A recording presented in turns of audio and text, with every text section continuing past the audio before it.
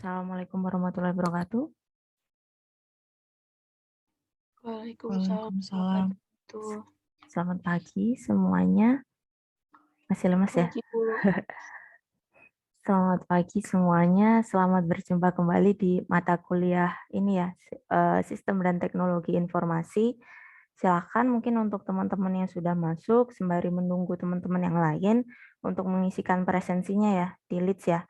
Karena kita di sini ada 2 kelas, jadi silakan menyesuaikan kelas masing-masing ya. Untuk rekan-rekan dari kelas C, silakan melengkapi untuk presensi di kelas C, dan yang dari teman-teman kelas D silakan untuk mengisikan presensi kelas D. Kemudian silahkan ya, kemarin kalau nggak salah saya sudah ini ya, minta tolong perwakilan dari kelas ya untuk menginformasikan ada pergeseran jadwal ya teman-teman. Mohon maaf ya, kemarin itu jadi ada ini ya, apa namanya, eh, jadwal latsar ya teman-teman. Mohon maaf ya, saya masih ada di KCPNS itu kemarin. Tapi ternyata jadi dari jam 8 itu teman-teman saya nunggu gitu ya sama teman-teman yang lain, Bapak Ibu dosen yang lain juga dari fakultas yang lain, itu kita nunggu kegiatan tuh sampai sore teman-teman, sampai jam 4 itu baru dikabari jam 4 teman-teman kalau kegiatannya itu nggak jadi. Astaga. Jadi diganti hari Selasa nanti jam 10. Jadi eh, jam 10 atau setengah 11 gitulah. Jadi mohon maaf ya, jadi malah pertemuan di kalian jadi nggak jadi saya geser karena kan kemarin kita udah nentuin jadwal, jadi saya sesuaikan aja di hari Selasa. Kemudian kaitannya dengan kelas, mungkin saya coba ya kalau bisa teman-teman mulai lebih awal aja, takutnya nanti kalau misalkan ini ya eh, apa namanya daripada nanti agak akhir, silahkan nanti dari ada grup kelas nggak ya? Kalau ada grup kelas silahkan diinfokan untuk teman-teman yang belum join ya, untuk bisa segera ikut join. Baik yang kelas C dan juga kelas D. Silahkan mohon bantuannya salah satu aja nggak apa-apa. Nah, yang lain silahkan melengkapi presensinya. Kemudian saya buka dulu kelasnya ya, sudah 5 menit takutnya daripada nanti molor. Oke, sebelum kita mengawali pembelajaran kita hari ini, alangkah baiknya kita memulai kelas kita dengan membaca doa ya.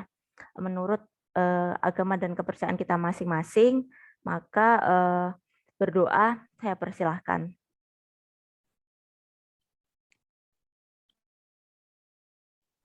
Saya kira cukup ya untuk berdoanya. Kemudian mungkin dari rekan-rekan kelas C baru ya ketemu saya mungkin. Jadi masih belum familiar. Kalau teman-teman kelas D kebetulan praktikum juga dengan saya, jadi mereka lebih sering gitu, udah familiar gitu ya. Jadi perkenalkan ya, nama saya Artika Arista. Di sini kebetulan saya join ya dengan Bu Ria ya untuk pembelajaran SDTI. Jadi kemarin kita sempat diskusi saya dengan Bu Ria agar ini ya teman-teman menambah variasi ketika pembelajaran di kelas gitu. Jadi kalau di kelas D tidak hanya nanti belajar dari kemarin itu kan dari kebetulan kalau di kelas kami kelas D kemarin ada Bu Anita, kemudian dilanjutkan setelah UTS ada saya. Kemudian kalau di teman-teman yang kelas C mungkin ada Bu Ria ya. Nah, agar kelasnya itu bisa bervariasi ya, jadi teman-teman bisa mendapat referensi dari dosen yang lain. Kemarin kita coba mix ya. Rencananya sih sebenarnya mau switch teman-teman. Jadi Buria, kemudian saya, kemudian Buria lagi. Harusnya pertemuan ini Buria. Kemarin itu saya, tapi karena kemarin itu saya ada jadwal, jadi mohon maaf sekali ya. Jadi saya rubah kemarin, saya minta Buria untuk mengisi, padahal beliau juga habis diklat juga. Gitu. Silahkan mungkin teman-teman yang lain untuk bisa join ya. Oke, saya izin share screen dulu untuk materi pembelajaran kita. Sebentar.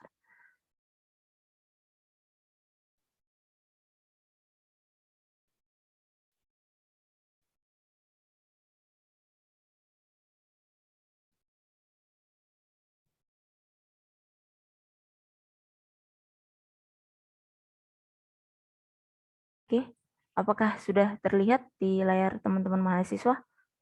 Sudah, Bu. Oke, terima kasih ya. Nah, kalau mungkin sedikit ini ya teman-teman sharing ya. Kalau di kelas kami ya, kelas D itu biasanya seperti ini. Mungkin sedikit nanti informasi untuk teman-teman kelas C ya. Kalau kelas D itu biasanya kalau saya, terlebih kalau misalkan pengampunya saya, biasanya ini ya, saya pribadi tidak mengharuskan mahasiswa untuk open kamera ya. Jadi nggak apa-apa kalau teman-teman ada masalah jaringan dan sebagainya dan membuat itu tidak apa ya pembelajaran kurang maksimal, maka biasanya di kelas saya khususnya biasanya mata kuliah apapun yang saya ampu biasanya saya tidak mewajibkan untuk harus on cam. Tapi nanti ini ya karena kita belum full tadi ya saya lihat masih sekitar 50-an nanti di akhir nanti kita ini ya saya minta tolong teman-teman untuk open kamera untuk ini aja dokumentasi screenshot.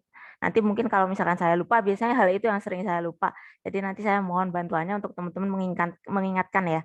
Jadi itu untuk bukti juga. Kemudian kaitannya dengan pembelajaran di kelas, biasanya gini teman-teman, kalau di kelas D itu saya biasanya membuka kesempatan untuk teman-teman mahasiswa ya. Nggak hanya kelas D sih teman-teman, biasanya kelas yang saya ampu. Saya memberikan kesempatan untuk teman-teman nanti menyampaikan apa namanya tanggapan ataupun pendapatnya. Biasanya saya akan ada tambahan reward point teman-teman, di mana reward point itu nanti akan saya tambahkan untuk nilai UAS atau UTS biasanya. Jadi seperti itu. Nah, nanti untuk teman-teman kelas C, karena di sini ada 2 kelas ya, C dan juga D ya, nanti silahkan untuk keaktifan, kalau biasanya karena satu kelas ya jadi nama dan NIM, biasanya nanti silahkan menyertakan kelasnya. Untuk teman-teman yang kelas C, nggak apa-apa teman-teman silahkan aktif juga. Jadi nanti silahkan menyertakan nama, NIM, sama kelasnya untuk kedua kelas. Jadi nanti kalau ada data dari teman-teman kelas C, nanti akan saya sampaikan juga ke Bu Ria. Nanti biar beliau juga yang akan ini ya, apa namanya, memberikan reward atau tambahan poin nanti apa namanya saya ajukan ke beliau gitu ya. Gitu. Oke, untuk pembelajaran kita mulai dulu ya. Di pertemuan ke-14 ini kita akan membahas terkait ini ya teman-teman ya, etika pemanfaatan teknologi informasi. Nah, jika kita belajar terkait etika pemanfaatan teknologi informasi ini, sebenarnya nanti akan di-cover lagi teman-teman di semester 5. Kalau ganjil itu ya tepatnya kalau tidak salah 3 atau 5 ya. 5 kalau nggak salah teman-teman. Kebetulan saya juga mengampu ada namanya teman-teman mata kuliahnya sama. Bukan ada pemanfaatan tapi namanya etika apa namanya? Etika profesi teknologi informasi atau EPTI lah itu singkatannya. Nah, itu ada mata kuliahnya sendiri sih teman-teman. Karena kebetulan di STTI ini ya, jadi pengantar saja ya sifatnya ya. Jadi nanti kita belajar pengenalan-pengenalannya dulu. Gitu. Kebetulan kalau tidak salah untuk topiknya itu dari pertemuan ke-14 sampai dengan pertemuan 15 ya. Jadi karena kalau tidak salah saya lihat itu materinya yang di-share di Leeds itu cukup panjang ya, hampir 40-an slide. Jadi kalau saya lihat dari video pembelajaran yang sudah dibuat Bu Ria, itu beliau potong jadi 2 ya. Jadi kita buat jadi 2 sesi pertemuan ya, 14 dan juga 15. Kebetulan nanti kita bahas setengahnya dulu ya di 14, kemudian terkait dengan cybercrime dan selanjutnya nanti kita bahas di pertemuan selanjutnya, di pertemuan 15. Oke, masuk di pembahasan kita terkait dengan etika ya, pemanfaatan teknologi informasi. Nah, ini kan ada 2 sub lagi ya, terkait cybercrime dan juga kalau nggak salah tentang ini ya, kebijakan atau hukum kalau tidak salah. Nah, itu nanti insya Allah kita bahas di minggu selanjutnya ya, minggu depan. Nah, kita bahas dulu di sini terkait dengan etika pemanfaatan teknologi informasi. Nah, di sini kita lihat ya, kaitannya dengan sebelum kita masuk ke dalam ini ya, etikanya. Nah, kita lihat dulu bahwa pada saat ini perkembangan teknologi informasi itu tentunya memiliki dampak ya teman-teman yang sangat signifikan ya, macam-macam ya. Nah, di sini sebelum kita bahas etika, kita lihat dulu teman-teman. Kondisi perkembangan teknologi ini macam-macam sekali. Banyak teknologi-teknologi baru yang diperkenalkan dan juga dikembangkan. Di mana dengan adanya teknologi tersebut juga memberikan suatu pengaruh ya, di mana bisa dikatakan tentunya segala sesuatunya ada keseimbangan ya teman-teman ya. Ada suatu kondisi ya, di mana ada aspek yang positif, ada pula aspek negatif yang diterima ya, atau bisa kita istilahkan ini ya teman-teman, potensi kerugian ya.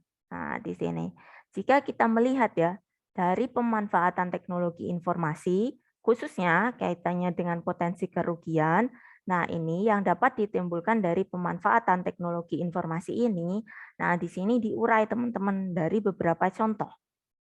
Kebetulan kita melihat ya dari yang contoh yang pertama. Di sini disampaikan ada rasa ketakutan, teman-teman. Nah, rasa ketakutan ini didefinisikan sebagai ini ya, takut merusak atau mungkin takut kehilangan kendali atau secara umum takut menghadapi sesuatu yang baru. Nah, jika kita hubungkan dengan perkembangan atau pemanfaatan teknologi informasi pada saat ini, kita tahu ya banyak ya teknologi-teknologi baru, apakah itu mungkin sekarang ada big data, kemudian artificial intelligence, kemudian apa cryptocurrency, macam-macam ya, kita ada digital payment, kemarin kita belajar ya dengan Bu Ria ya, kemarin kemudian electronic commerce dan sebagainya dan berbagai hal. Even sekarang kita belajar juga ya dengan apa namanya? Semacam kayak teleconference ya ataupun video conference ya, kita belajar memanfaatkan ini ya teknologi ya. Nah, kalau kita bahas, kita hubungkan dengan dampak yang ada di nomor 1, rasa ketakutan. Nah, ada takut rusak, takut kehilangan kendali. Nah, ini dari teman-teman ada yang bisa memberikan contoh. Ini ada beberapa sih, banyak ya. Makanya saya ini ya beri kesempatan ke teman-teman. Rasa takut itu seperti apa sih teman-teman? Kaitannya dengan adanya perkembangan teknologi. Silahkan ya, bisa menyampaikan pendapatnya. Biar enggak ini ya, pagi-pagi biar lebih ini ya, teman-teman. Apa namanya ya? Coba mencari apa ya, suatu insight ya. Kaitannya rasa ketakutan dengan adanya perkembangan teknologi itu seperti apa? Jika dihubungkan dengan poin 1. Ada yang bisa memberikan contoh? Silahkan, boleh kelas C, boleh kelas D. Tapi jangan lupa ya nanti kalau misalkan untuk karena kita 2 kelas ya, nanti menyertakan kelasnya ya. Silahkan ya. Jadi biasanya chat itu saya gunakan nanti teman-teman untuk misalkan teman-teman dari sisi keaktifan ya, saya gunakan untuk mendata keaktifan gitu. Silahkan, ada dari kelas C atau kelas D, rasa ketakutan itu seperti apa sih ketika dengan adanya teknologi perkembangan yang baru? Silahkan. Biasanya ini aja ya teman-teman, karena kalau di saya, karena di sini raise hand itu atau mungkin koneksi saya yang tidak cepat ya, karena saya cuma tethering, langsung aja ya. Kalau di saya biasakan kelas itu langsung open mic aja ya. Jadi karena saya biasanya langsung ini ya full screen semuanya. Jadi semuanya kadang-kadang ada notifnya, kadang-kadang enggak gitu ya. Jadi kalau saya biasanya saya persilahkan teman-teman langsung open mic aja ya. Mungkin yang kelas C jadi apa namanya? Biar jadi nggak apa-apa, nggak usah ini ya. Kalau di kelas saya santai aja kayak kelas discussion itu. Jadi nggak usah apa ya feeling takut salah atau apapun nggak apa-apa karena di sini kita biasanya diskusi gitu kalau di kelas saya jadi santai aja silahkan menyampaikan pendapat dengan kalau bisa open mic aja jadi saya nggak harus cek di chat juga silahkan siapa tadi yang raise hand Mas atau Mbak Assalamualaikum, saya Bu. silahkan ini Mas siapa kalau rasa takut itu Saya seperti dari apa kelas C dengan nama Kimas siapa? Dini Sampurna. Nah silahkan Mas Kemas silahkan Menurut saya dengan perkembangan teknologi kan berkembang sangat cepat ya Bu. Jadi mungkin beberapa orang takut tertinggal dengan yang lainnya. Jadi yang lain, misalnya takut yang lainnya udah pada belajar hal yang baru, dia ketinggalan gitu Bu. nah bisa Habis itu itu juga ya teknologi apalagi banyak menggantikan pekerjaan seseorang, jadi dia takut pekerjaan dia digantikan oleh robot atau apa gitu. nah bisa itu ya betul. Terima kasih ya Mas Kemas. Silahkan nama, NIM sama chat apa kelas maaf kelasnya ya. Mungkin ada lagi dari teman-teman. Silahkan. Langsung open mic aja Mas atau Mbak. Silahkan. Karena di saya biasanya full screen ya. Biasanya saya biasakan ke teman-teman langsung aja. Silahkan. Ada? Ada selain Mas Kemas? Oke Mas Doni silahkan. Untuk rasa ketakutan itu seperti apa? Saya Mungkin Doni Rahman referensi Nito lain? Pitasa dari kelas C. Kayak ketakutan teknologi informasi itu kayak takut perusahaan atau big media corporation menyalahgunakan teknologi informasi. Jadi kayak digunakan untuk menjadi propaganda pemerintah gitu, Bu. Nah, bisa itu ya. Betul. Ini juga menarik ini. Silakan Mas Doni, ini ya nama, NIM sama kelasnya ya.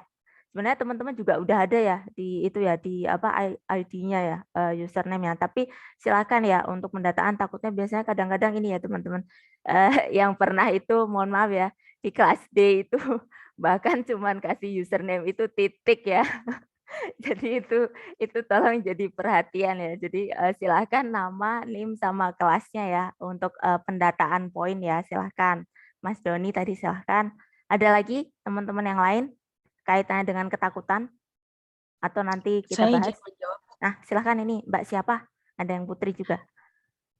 Nama saya Angelin dari kelas Ya. C. Nah, silahkan Mbak. Menurut saya rasa ketakutannya bisa jadi misalnya seseorang ingin menciptakan suatu teknologi baru. Nah, teknologi barunya ini tuh bisa bisa mengorbankan sebuah lapangan pekerjaan gitu, Bu. Bisa, betul. Itu juga agak ini ya, betul. Nah, ini juga dari Mbak Angelin.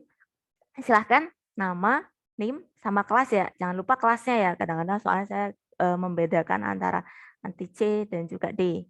Nah, silahkan dari teman-teman untuk kaitannya ketakutan sebelum nanti kita review. Kaitannya dengan ketakutan tadi. Ada lagi untuk kaitannya rasa ketakutan? Kita sudah dapat 3 ya. Oke, dari 3 jawaban teman-teman kita coba review ya. Rasa ketakutan ya. Jadi menarik juga contoh dari teman-teman. Nah, ini dicontohkan dari teman kita ya. Tadi ya yang pertama kaitannya dengan adanya ini ya teman-teman. Takut kalau tertinggal tadi dari apa namanya rekan kita yang pertama tadi menyampaikan kalau ada sesuatu yang baru takut Bu. Nanti kalau misalkan kita kalau teman-teman di kalangan muda ya, misalkan menggunakan sesuatu aplikasi yang lagi nge-hype tiba-tiba kita belum gitu ya. Itu kan agak ada ini juga ya teman-teman, ada rasa, aduh saya juga perlu belajar gini ya. Jadi itu juga mendorong ya rasa ketakutan itu. Kemudian tadi ada juga ya dari teman-teman kita yang kedua dan ketiga tadi menyampaikan bahwa ada ini ya, apa namanya, kondisi di mana berpengaruh untuk kaitannya dengan perusahaan. Dan juga yang ketiga tadi ada lapangan pekerjaan ya teman-teman. Kalau perusahaan bisa memberikan propaganda yang negatif ya teman-teman. Karena tidak jarang ya dengan adanya apa namanya teknologi sesuatu ada misi tertentu mungkin ya. Ada sesuatu hal yang mungkin kita tidak familiar, ada organisasi besar tertentu yang mungkin punya misi di balik apa namanya dia mengenalkan suatu teknologi baru, misalkan seperti itu. Kemudian ada pula tadi ya, takut akan adanya ini ya, kalau misalkan nanti pekerjaan itu jadi berubah ya teman-teman ya, karena adanya teknologi ya. Tadi ada juga yang di pertama tadi ya disampaikan ada teman kita menyampaikan kaitannya dengan robotik ya. Nah, jadi diubah segala sesuatunya bersifat dengan menggunakan teknologi ataupun robot ataupun mesin ya. Jadi apa namanya tenaga manusia sudah mulai digantikan. Nah, seperti itu ya contoh-contohnya ya. Nanti teman-teman bisa menghubungkan dengan contoh-contoh lain yang mudah.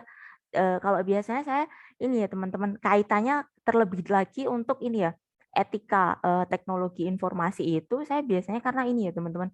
Nanti itu biasanya mata kuliahnya lebih banyak kayak theoretical. Jadi kalau di apa mata kuliah tersendiri gitu ya, saya biasanya lebih cenderung untuk teman-teman saya suruh untuk menyampaikan yang apa ya pengalaman teman-teman lah biasanya, ataupun baik dari baca ataupun bisa melihat video ataupun berita artikel gitu kan. Jadi teman-teman lebih mudah karena di sini kalau kita bicara etika itu biasanya lebih cenderung pada kegiatan kita sehari-hari gitu teman-teman. Jadi apa namanya contoh-contohnya jangan terlalu jauh dari kehidupan sehari-hari, jadi lebih mudah gitu. Oke, itu untuk rasa ketakutan. Kita masuk di poin kedua, keterasingan teman-teman. Untuk poin kedua yaitu keterasingan di sini diartikan sebagai penggunaan komputer cenderung mengisolasi dirinya. Dengan kata lain menaikkan jumlah waktu pemakaian komputer dan juga membuat mereka makin terisolasi. Ada yang dapat ide kaitannya dengan terisolasi sebelum kita bahas nanti? Nah, silahkan. Mbak Vinesa, silahkan. Untuk keterasingan itu seperti apa contohnya? Izin menjawab, Bu. Saya Silahkan. Vanessa Gibia Shikla dari kelas C. Ya. Menurut saya, perkembangan teknologi dapat memenuhi kebutuhan manusia dalam berkomunikasi jarak jauh dengan menggunakan sosial media. Tetapi jika hal itu diterapkan secara berlebihan pada seseorang, maka orang itu akan asyik sendiri dengan sosial medianya dan kurang dalam bersosialisasi di dunia nyata. Nah, menurut saya seperti itu. Iya, betul. Silahkan ya Mbak Vinesa ya, nama, NIM, sama kelas ya. Silakan dari teman-teman yang lain dulu, nanti baru Baik, kita terima bahas. kasih, Bu. Ya, terima kasih juga Mbak. Silakan teman-teman yang lain, ada ide selain pemanfaatan sosial media, mungkin sedikit cerita tentang terisolasi dari teman-teman. Nah ini, dari kelas D, akhirnya ada. Tadi diborong kelas D. Silakan Mbak Kartika, kelas D. Silakan, langsung aja Mbak. Izin jawab, Bu. Ya, Kalau menurut saya kan lagi yang kayak sekarang keterasingan. kita pakai media platform buat e-conference gitu kan. Jadi Gimana? mengurangi interaksi kita secara langsung gitu, Bu. Jadi kita terisolasi di rumah walaupun kita tetap bisa berkomunikasi sama orang. Betul. Tapi cuma di sini-sini aja gitu, kurang Betul. interaksi. Benar-benar kurang Langsung. interaksi, betul itu ya. Nah, silakan Iya, Mbak Kartika ya, seperti biasa ya, nama NIM tapi tambah ada kelasnya. Oke, ini ada 2 contoh nih teman-teman, kaitannya misalkan ini ya, kita terisolasi karena kita menggunakan video conference, tadi ada sosial media. Silakan, ada contoh yang berbeda dari teman-teman, dapat insight untuk kaitannya terisolasi? Silakan, langsung aja ya. Mungkin bergantian mungkin. Silakan, siapa dulu nanti silakan. Open mic aja. Langsung, yang raise hand, monggo silakan. Langsung aja, Mbak atau Saya Mas? izin menjawab, Bu. Ya, silakan. Saya dari kelas C Ya, dengan NIM 21105121102 Risma Nursyayani. silakan Mbak. Menurut saya keterasingan salah satunya ketika seseorang asik bermain game di rumah sehingga tidak Betul. berinteraksi dengan orang lain di luar gitu, Bu. Oke, ini main game, menarik juga ini. Silakan Mbak, nama dan ini ya, NIM sama kelasnya di chat. Oke, ada lagi tadi ada 2 yang ngerasain. Mau satu lagi? Atau kita bahas dulu? Ada? Silakan, nggak apa-apa teman-teman. Mumpung dapat istilahnya idenya gitu. Soalnya takutnya kayak gitu ya. Kadang-kadang mungkin tiba-tiba teman-teman dapat insight, aduh lupa deh gitu-gitu. Jadi kadang-kadang kalau misalkan ini disampaikan saja ya nggak apa-apa gitu teman-teman. Dan kalau biasanya ya teman-teman saya itu kadang-kadang gini ya, memberikan kalau bisa itu yang sudah saya beri kesempatan dulu untuk nanti yang belum. Tapi ketika misalkan belum ada yang memberikan respon, nanti biasanya saya beri kesempatan lagi, boleh untuk menjawab lagi gitu. Nanti misalkan kayak gitu karena kita kelasnya cukup banyak ya. Jadi nanti silahkan kalau misalkan kelasnya cukup banyak nanti dicatat lagi misalkan nama sama NIM-nya gitu ya. Karena kan untuk mencatatkan gitu lah. Untuk pendataannya seperti itu sih, agak manual sih ya, tapi ya ada pendataannya gitu. Ada yang lain atau langsung kita bahas dulu keterasingan? Oke, kita bahas dulu ya. Untuk keterasingan ya, di sini ada 3 contoh ya dari teman-teman kita ya, bagaimana kondisi ketika adanya isolasi teman-teman. Kebetulan ini masa pandemi ya. Nah, kalau di sosial media ini mungkin bahkan sebelum masa pandemi itu kita sering ini ya temui ya teman-teman ya. Jadi teman-teman kadang cenderung asik dengan sosial medianya sendiri ya. Kalau misalkan di handphone sudah ada ini ya sosial media sendiri, misalkan katakanlah Instagram ataupun TikTok ataupun apapun ya teman-teman gunakan sosial media apapun lah istilahnya berinteraksi dengan teman-teman yang lain. Nah biasanya teman-teman terus lupa segalanya ya. Kadang-kadang jalan di situ misalkan ada lubang ya udah asik dengan handphonenya sendiri gitu. Nah kemudian ada pula yang tadi ya ketika kondisi pandemi misalkan ada 2 contoh teman kita tadi ya, kita belajar di rumah itu cuman misalkan ya udah mengisolasi diri ya teman-teman ya, kita cuman di rumah, belajarnya di rumah, interaksi sama teman juga lewat video conference ya. Jadi kayak ya kita self isolated ya, nggak bisa berinteraksi dengan dunia manapun ya. Bisa tapi hanya secara virtual, bukan physically interaction ya. Jadi agak ini ya teman-teman agak mungkin sedikit berbeda ya, tapi karena kita mungkin hampir menjelang 2 tahun jadi teman-teman mungkin transisionalnya sudah mulai menyesuaikan ya. Kemudian kaitannya dengan game tadi juga sama ya teman-teman. Kadang-kadang teman-teman udah asik nih nge-game sendiri, makan lupa, bisa tidur bahkan lupa, atau mungkin teman-teman yang putri suka drakor tuh sampai bisa lupa ini ya lupa waktu ataupun serial gitu ya. Saking asiknya nonton keterusan ya atau ngegame gitu sampai even pagi ke pagi lagi gitu ya. Nah, kayak gitu-gitu juga hal-hal yang menjadi dampak ya, teman-teman. Oke, kita bahas selanjutnya. Yang ketiga, poin golongan miskin informasi dan minoritas. Ini masih dipertanyakan, apakah teknologi informasi ini akan menghilangkan jurang antara yang kaya dan miskin? ataukah bahkan memperlebar. Ditambah dengan mahalnya ini teman-teman, kaitannya ada software. Software itu kalau sekarang kan ada macam-macam ya, ada yang license namanya proprietary software ataupun dengan yang kita ada open source. Nah, nanti kalau misalkan di mata kuliah tersendiri ya teman-teman, saya sampaikan tadi ya etika teknologi informasi, kebetulan saya juga ngajar. Nah, itu saya kemarin sempat bahas juga teman-teman. Saya minta nih pendapat teman-teman kaitannya dengan penggunaan software itu sih kemarin. Kemudian coba kalau di kelas ini yang kaitannya poin ketiga, teman-teman dapat insight nggak? Untuk golongan miskin informasi dan minoritas ini, kaitannya untuk contohnya seperti apa? Kaitannya untuk dampak. Boleh dengan ini ya, adanya pemanfaatan software ini misalkan, boleh. Silakan. Dapat nggak insight-nya untuk yang poin ketiga? Contohnya, silakan. Anda boleh dari kelas C, boleh kelas D. Silakan dari kelas C, Mas Andes. Langsung aja, Mas. Iya, sebelumnya perkenalkan Bu, nama saya Andes Devanansa dari kelas Ya. C. Kalau untuk golongan miskin informasi dan minoritas ini menurut saya ketika untuk mendapatkan informasi itu kan kalau bagi kita mungkin mudah ya Bu, cuman untuk beberapa orang yang kurang beruntung Betul. mungkin agak sulit. Agak sulit ya. Contohnya waktu awal pandemi mungkin ada beberapa siswa yang nggak bisa ikut online karena nggak ada HP atau mungkin nggak ada laptop, mungkin itu sih Bu, kalau Iya, untuk betul, golongan betul. miskin informasi dan minoritas. Nah, ini ada menarik sekali contohnya. Mas Andes, silahkan ya, nama nih misal kelasnya ya. Di chat, terima kasih. Ada dari teman-teman yang lain di sebelum kita review terkait dengan contoh untuk golongan miskin informasi dan minoritas yang dihubungkan dengan contoh sehari-hari saja teman-teman. Jadi nggak terlalu jauh gitu ya, yang familiar saja gitu. Silahkan. Ada dari teman-teman? Silakan tadi ya, yang sudah nama sama NIM sama kelasnya ya. Kalau nanti untuk pendataan poin ya. Silakan, ada lagi selain dari teman kita tadi contohnya? Ada? Oke, Mas Bagus, silakan. Langsung saja, Mas. Ini sih Bu, saya nyoba berpendapat kalau menurut saya sih sekedar kita pakai Zoom aja itu kan ada Zoom Premium, ada Zoom Free gitu kan.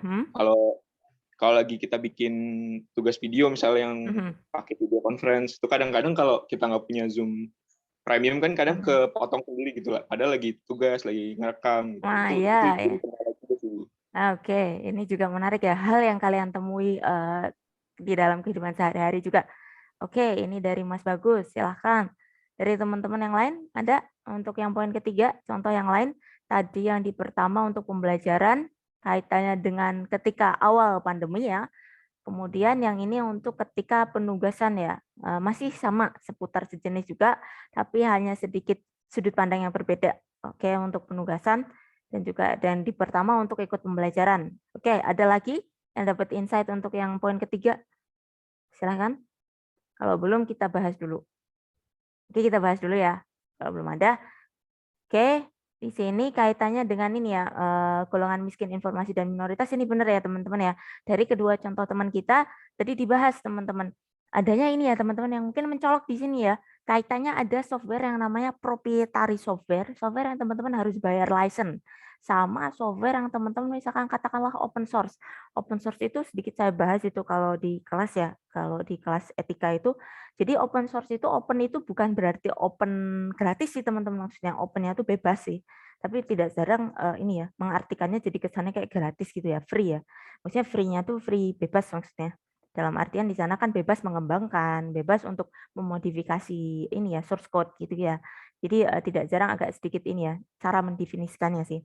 Nah, untuk kita hubungkan dengan poin yang ketiga di sini, benar ya teman-teman ya, kaitannya dengan ini ya, mahalnya software ataupun bahkan perangkatnya teman-teman, infrastrukturnya. Katakanlah tadi ya, ketika kita mengawali masa pandemi, ketika kita pembelajaran di awal-awal itu kan ada ya teman-teman kita. Mungkin kalau teman-teman kuliah itu belum kerasa ya. Jadi karena teman-teman rata-rata ini ya mungkin perangkatnya sudah tersedia ya. Jadi ada laptop atau mungkin PC komputer di rumah ya. Nah, beda dengan teman-teman yang adik-adik kalian yang masih sekolah teman-teman, yang masih sekolah dasar gitu ya. Kadang-kadang mereka ini ya even bahkan orang tuanya belum tentu teman-teman punya perangkat komputer, atau bahkan smartphone belum tentu punya teman-teman. Nah, itu yang kadang-kadang langsung dihadapkan dengan kondisi di mana pembelajaran semua bertransisi ke online. Nah, itu juga ya. Jadi mahalnya tidak hanya software, tetapi kaitannya dengan ini infrastruktur hardware-nya juga. Jadi ada kondisi itu ya teman-teman, gap yang kaitannya dengan bagaimana bisa mengakses informasi dengan kondisi yang mungkin tidak semua orang bisa akses, karena kan ada harus mengeluarkan ini ya uang gitu ya, ataupun membeli perangkat tertentu atau software tertentu. Kebetulan kita hubungkan dengan kasus tadi yang kedua, misalkan ketika kita menggunakan Zoom itu kan ada Zoom Premium, ada yang gratis. Nah, kalau kita menggunakan Google Meet itu kalau nggak salah sekarang nggak ada limitnya ya, sama event sama kuotanya itu kalau nggak salah juga udah naik kalau nggak salah ya teman-teman. Dari dulu kalau nggak salah 100 atau berapa gitu ya. Saya agak lupa. Tahun lalu kok teman-teman, tahun lalu itu kalau nggak salah kuotanya itu udah dinaikkan. Jadi saya waktu itu masih belum di UPN ya. Di kampus saya yang lama saya juga masih pakai Google Meet, itu bisa teman-teman pakai, itu udah bisa agak menjangkau lebih besar sih. Cuman tetap sih lebih konfi mungkin ya dengan Zoom ya. Nah, kaitannya dengan penggunaan Zoom tadi ya, jadi kita harus mengeluarkan uang tertentu misalkan. Nah, kalau enggak kita pakai yang free, tapi free di sini yang free gratis ya, maksudnya free bukan yang tadi kaitan dengan open source, free yang gratis.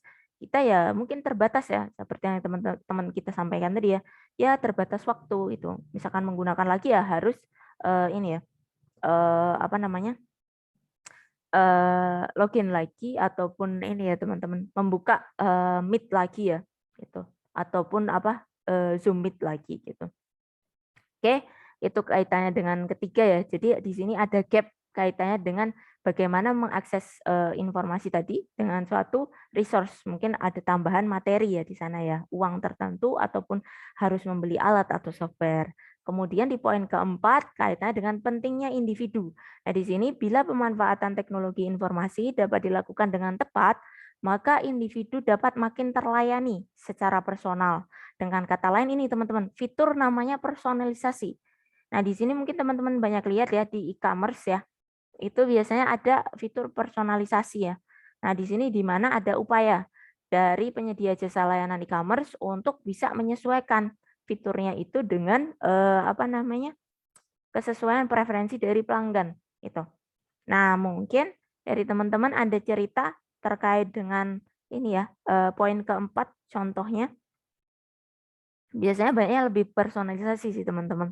Nah, ini silahkan dapat contoh mungkin teman-teman untuk ini ya, bagaimana kita ini ya, apa ya, istilah meng-highlight pentingnya individu. Silahkan Mas Irfan ya. Silahkan. Manfaat teknologi dapat membantu individu mencari informasi. Contohnya tuh kayak gini Bu ya. Kita bisa mencari informasi di luar negeri melalui internet tuh, bisa juga nggak Bu? Oh, oke, ya bisa. Bahkan itu juga personalisasi ya teman-teman. Ini juga personalisasi sih. Silakan ya, Mas, nama sama apa, NIM sama kelas ya. Oke, ada lagi silakan, Mbak atau Mas, silakan aja, open mic aja langsung. Oke, kita dapat satu. Lanjut. Kalau dari saya kayak misalnya ini nggak sih Bu, pelayanan kesehatan digital gitu. Jadi itu kan gimana? kayak kita bisa milih dokter sendiri gitu sesuai kebutuhan kita. Bisa? Terus jadi kayak merasa individu itu makin dilayani secara personal gitu Bu. Oke, bisa. Silakan. Nah, ini Mbak, ini ya nama sama NIM sama kelasnya ya. Oke, nanti kita bahas. Kemudian ada lagi dari teman-teman, silakan langsung aja. Kita dapat dua contoh ingin tadi. mencoba menjawab Bu. Silakan Mbak. Ya, kalau saya mungkin dari pengalaman kali ya Bu. Saat menggunakan e-commerce baik Lazada atau Shopee, biasanya di Lazada dan Shopee punya layanan jasa kayak chat langsung ke toko menanyakan apakah barang tersebut ada. Terus biasanya Shopee juga kayak ngasih fitur pengajuan pengembalian barang jika barang tersebut tidak sesuai dengan pesanan pembeli seperti itu Bu. Jadi pembelinya terasa dilayani secara personal ya. Oke, iya betul. Nah ini ya untuk teman-teman yang misalkan aktif lagi, nanti silakan ya, nggak apa-apa ya, mohon maaf ya. Jadi nama sama NIM-nya ditulis lagi ya sama kelasnya ya, karena untuk pendataan misalkan double-nya itu kan saya lewat itu ya, karena kita kelasnya agak gede, jadi untuk mengidentifikasinya seperti itu ya. Jadi chat kita gunakan untuk pendataan itu.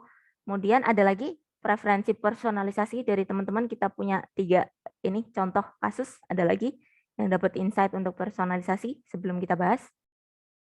Ada lagi? Kalau ada silahkan loh, nggak apa-apa. Nanti sebenarnya masih ada juga beberapa nanti. Banyak kalau nggak salah ya teman-teman di sini. Belum? Oke, kita bahas dulu ya. Kita udah dapat 3 contoh ya. Yang pertama informasi. Kaitannya dengan informasi, ini benar ya teman-teman ya. Kaitannya dengan informasi itu biasanya sesuai sih teman-teman. Jadi kalau Google itu kalau tidak salah algoritmanya sekarang sudah menyesuaikan ya. Jadi misalkan teman-teman nanti terutama kalau teman-teman sudah login. Nah, dari data login itu kan nanti di ini ya, historical data teman-teman itu kan disimpan ya. Jadi misalkan teman-teman kemarin searching misalkan makanan yang enak di Jakarta gitu ya. Nanti teman-teman biasanya nanti akan ada ini ya, info ya, ataupun bahkan ini ya teman-teman, apa namanya, lebih kayak even mungkin kalau saya sering ini ya teman-teman, atau bahkan iklan ya, itu juga bisa ya, kaitannya informasi apa mungkin ya, teman-teman mau nyari hotel, hotel yang mungkin termurah atau penginapan termurah di Jakarta gitu, atau mungkin di kota lain gitu, nanti biasanya nanti tiba-tiba nanti ada penawaran tuh teman-teman. Sifatnya personalisasi, menyesuaikan dengan pencarian terakhir kita gitu biasanya. Nah, ataupun mungkin teman-teman cari sesuatu apa ya, mungkin belanja gitu ya, kaitannya dengan e-commerce itu ya, tadi di teman kita juga sampaikan ya, untuk e-commerce itu biasanya ada teman-teman, kita habis nyari apa untuk personalisasi nanti biasanya teman-teman nanti ditawarin teman-teman. Misalkan kemarin kita habis beli smartphone, nah nanti biasanya ada penawaran lagi, ini loh ada smartphone baru lagi. Nah itu gitu. Jadi ada preferensi teman-teman, menyesuaikan apa yang kita beli. Even misalkan teman-teman kemarin habis beli apalah gitu, perangkat apalah gitu ya, biasanya ada penawaran lagi yang sejenis. Atau mungkin tadi ya sifatnya dari teman kita, tadi ada kaitannya dengan kesehatan. Dan juga untuk e-commerce misalkan lebih personalize ya, menyesuaikan ini ya kebutuhan dari customer. Jadi misalkan dokternya itu pengen yang lebih sesuai, itu juga bisa teman-teman. Itu juga bagaimana cara suatu penyedia jasa untuk menyesuaikan apa namanya preferensi dari customer ya. Kemudian tadi juga customer ya, kalau di e-commerce ya, bagaimana kita tadi ya sebagai penyedia jasa tadi misalkan menyesuaikan. Kebetulan misalkan dia lebih suka layanan ini ya, nanti misalkan adanya misalkan bubble wrap, misalkan request itu menjadi suatu ini ya teman-teman, layanan yang diberikan oleh si toko tadi ya, toko online misalkan dengan adanya misalkan request double bubble wrap gitu. Jadi terus nanti bisa jadi ini ya informasi selanjutnya untuk apa namanya pemesanan selanjutnya. Jadi kita ada suatu preferensi khusus yang bisa menyesuaikan. Atau mungkin ada juga teman-teman kalau dulu sih ini ya, saya kenalnya dulu di awal-awal yang namanya personalized itu ini teman-teman. Zamannya ada Dell ya kalau nggak salah ya. Dell apa ya kalau nggak salah itu dulu di awal-awal itu saya dikenalin namanya personalized itu gini teman-teman. Kalau mau pesen laptop itu kalau nggak salah di Dell itu bisa teman-teman personalized. Jadi kita mau minta RAM yang berapa, apa ya istilahnya berbagai struktur yang kita minta gitu ya. Nah, itu bisa teman-teman. Kalau nggak salah dulu itu saya kenal personalis di awal-awal tuh. Jadi kita minta laptop yang sesuai mau kita gitu. Kita bisa tuh request gitu. Kalau nggak salah dulu Dell apa ya kalau nggak salah. Itu jadi dia memberikan layanan teman-teman personalize gitu. Jadi kita pengen benar-benar sesuai mau kita gitu. Jadi nggak hanya yang ada di pasar gitu, tapi benar-benar ataupun mobil gitu misalkan mobil itu biasanya mobil-mobil yang mahal ya, mobil itu yang benar-benar oke maunya kita tuh kayak gini gitu. Jadi mereka akan si perusahaan akan membuat yang sesuai mau kita gitu. Ada kayak gitu teman-teman. Tapi biasanya kalau brand-brand mobil pasti yang mahal gitu. Oke, kita lanjut dulu di poin yang kelima teman-teman. Silahkan di sini saya bahas dulu ya. Tingkat kompleksitas serta kecepatan yang sudah tidak dapat ditangani. Nah, sistem yang dikembangkan di sini dengan birokrasi komputer yang begitu kompleks ya, cepat berubah sehingga sangat sulit bagi individu untuk mengikuti dan membuat pilihan. Ini teman-teman dapat insight tidak kaitan dengan tingkat kompleksitas? Silahkan, Mas Razi. Baik Bu, terima kasih untuk kesempatannya. Perkenalkan, saya Razi Permana Maulana dari kelas C. Ya. Pengalaman saya sih ini Bu, tentang update Windows Bu. Jadi dulu saya masih menggunakan Windows 8, tiba-tiba upgrade ke Windows 10 itu saya masih jadi belum memanfaatkan Windows 8 itu dengan maksimal sih Bu. Oh, udah cepat berubah gitu ya, benar. Ya ini ya kecepatan ini teman-teman. Poin yang disorotin. Oke, silakan Mas nama sama nim sama kelasnya ya di chat. Kemudian ada lagi dari teman-teman yang dapat ini Untuk poin yang kelima, silakan dapat contohnya dari teman-teman. Kaitannya dengan tingkat kompleksitas dan kecepatan. Ini teman-teman. Ada dari rekan-rekan yang lain? Ini memang agak sedikit kompleks ya. Contohnya juga agak kompleks sesuai namanya.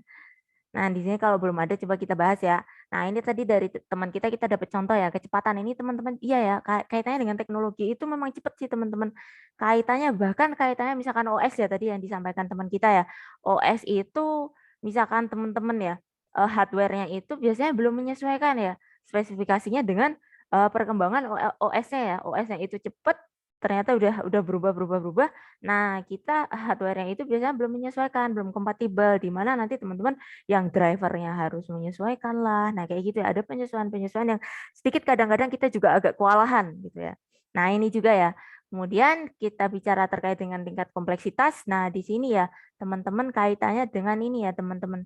Misalkan dengan adanya teknologi ini masih kita hubungkan dengan teknologi baru ya.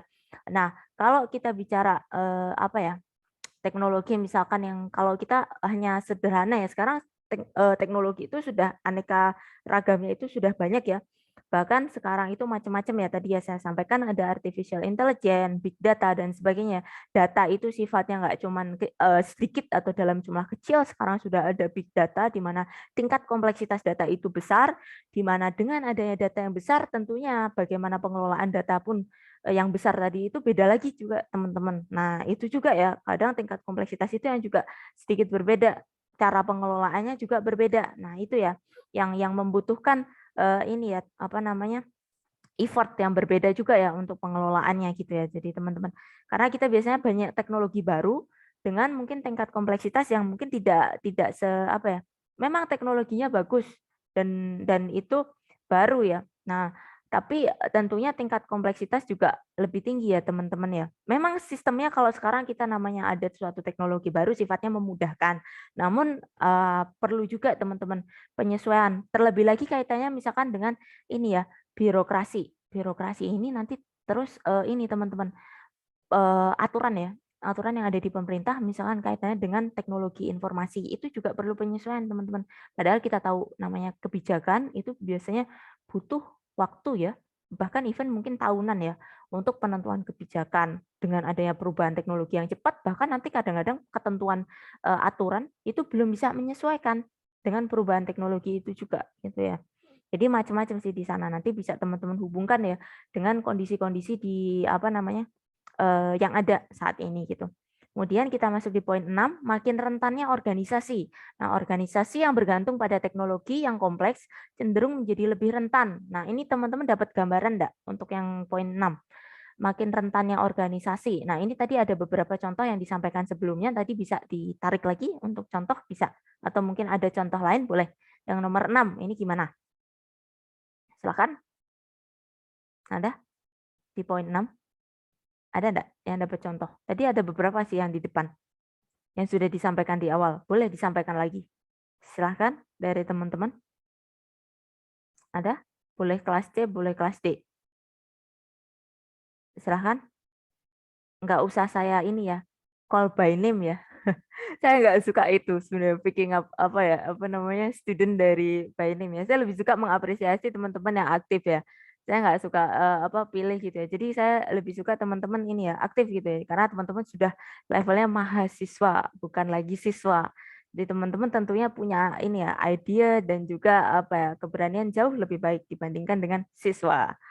Jadi saya mengencourage mahasiswa itu untuk langsung gitu. Silakan dari teman-teman yang lain. Semoga nggak ngantuk ya. Oke, kelas D silakan. Ibu, terima kasih kesempatannya. Menurut saya makin rentannya organisasi di sini, kayak misalkan kita mahasiswa nih, kita kan menggunakan aplikasi Leeds UPN Veteran Jakarta. Nah, aplikasi Leeds UPN Veteran Jakarta ini kan pernah down, Bu. Nah, dampak dari down-nya aplikasi ini bikin aktivitas kita sebagai mahasiswa jadi terbatas gitu, Bu. Jadi, itu dampak dari kalau kita bergantung pada teknologi. Ya, yang betul. kompleks. Ini menarik juga ya dari pembelajaran. Silakan Mbak, nama NIM kelas ya, jangan lupa. Kemudian ada lagi contoh dari teman-teman. Nah, ini udah ada satu contoh, mungkin membuka insight dari teman-teman yang lain. Tadi ada sih teman-teman dari contoh yang sebelumnya. Tapi ada lagi mungkin yang berbeda. Silakan. Ada dari teman-teman yang dapat ini insight baru misalkan terkait dengan rentannya organisasi. Ada? Ada lagi? Kalau tidak kita bahas dulu. Oke, kita bahas dulu ya. Kaitannya dengan poin 6 makin rentannya ini ya. Dicontohkan ini kebetulan kita kemarin pakai leads ya teman-teman. Nah ini juga bisa teman-teman. Kaitannya dengan pemanfaatan leads kebetulan sistemnya down. Nah ini ya jadi rentan ya teman-teman. Kebetulan karena kondisinya itu down, teknologinya baru, misalkan katakanlah, nah ini ya rentan teman-teman. Ketika down ini jadi ini teman-teman organisasi tidak bisa memberikan pelayanan dengan optimal. Nah si kampus tidak bisa menjalankan proses pembelajaran dengan normal gitu ya. Karena kondisi e-learning-nya down misalkan seperti itu. Kemudian bisa juga ya teman-teman kaitannya even ini ya teman-teman. Kalau ini levelnya kampus ya. Biasanya yang kaitannya biasanya agak signifikan kalau ada jasa layanan ya teman-teman ya. Jasa layanan yang sifatnya real time. Nah, itu biasanya agak sedikit ini juga teman-teman. Apalagi ada duitnya teman-teman. Itu lebih signifikan lagi kalau saya bicara terkait biasanya karena di etik itu sering bicara hal itu ya teman-teman ya. Kalau ada duitnya itu lebih berisiko lagi teman-teman. Sistem bank, teman-teman lagi kirim tuh uang. Tiba-tiba down. Lah, terus gimana tuh? Uangnya tadi nyampe mana coba? Nah, gitu ya. Nah, itu kadang-kadang ini teman-teman. Dari rentannya ini nanti bisa ke efeknya ke ini ya teman-teman. Ke apa namanya? Brand ya. Brand dari organisasi itu atau mungkin dampak dari nama ya, nama baik organisasi itu juga bisa berpengaruh kalau dia tidak bisa memberikan suatu layanan pemulihan pasca misalkan tadi ya masalah down-nya itu misalkan. Nah, itu juga nanti berpengaruh. Nah, ini rentannya bisa ke image ya, brand image itu bisa ya. Jadi ke nama baik ya dari organisasi itu juga bisa berpengaruh teman-teman. Katakanlah down atau mungkin tadi yang sudah disampaikan teman-teman kita di awal. Nah, keamanan ya kaitannya ya bagaimana ini ada hubungannya juga dengan ketujuh ya. Nah, jadi ini ya teman-teman. Kalau kemarin itu ada ya kasus ya. Ini ya teman-teman yang di BPJS itu ya. Jadi datanya dihack gitu ya. Datanya dihack, maka datanya itu diperjualbelikan ke ya di pasar bebas ya. Nah, itu kan jadi ini ya teman-teman kepercayaan kita terhadap organisasi itu juga berpengaruh ya. Waduh, masa data kita diperjualbelikan. Nah, itu juga teman-teman. Jadi nama organisasi biasanya yang jadi taruhannya di situ. Nah, meskipun nanti biasanya ada upaya ya untuk organisasi menyesuaikan lagi bagaimana pemulihannya gitu ya. Tapi di situ kan juga berdampak image-nya juga ya. Biasanya terpengaruh.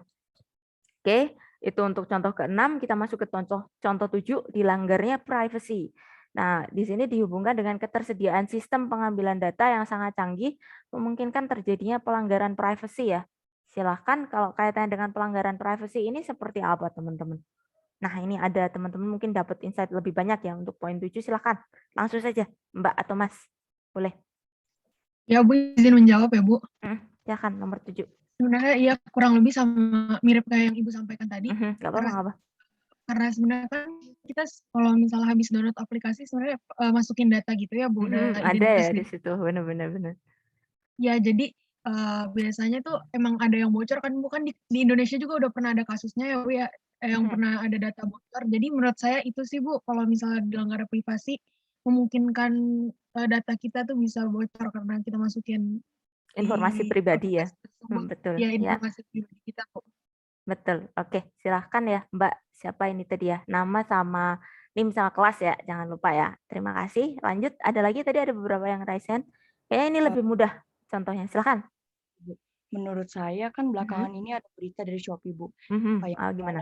Baru yang dikeluarin Shopee itu teman kita bisa ngintip belanjaan kita yang ada di Shopee. Menurut saya ini merupakan pelanggaran privacy, yang dimana pengguna Shopee ini nggak punya privacy, Bu.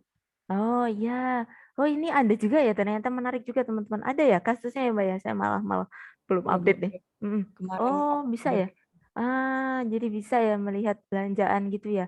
Oke, nah ini menarik juga nih teman-teman, ada kasus juga nih. Silakan nama sama apa NIM sama kelas ya. Oke, ini ada 2 contoh nih teman-teman. Silakan ada lagi yang dapat contoh teman-teman untuk poin 7 terkait dengan privacy. Saya izin menjawab, Bu. Boleh, silakan Mbak. Ya, kalau dilanggarnya privacy, saya lebih itu Bu, contohnya kayak penyalahan gunaan aplikasi gitu Bu.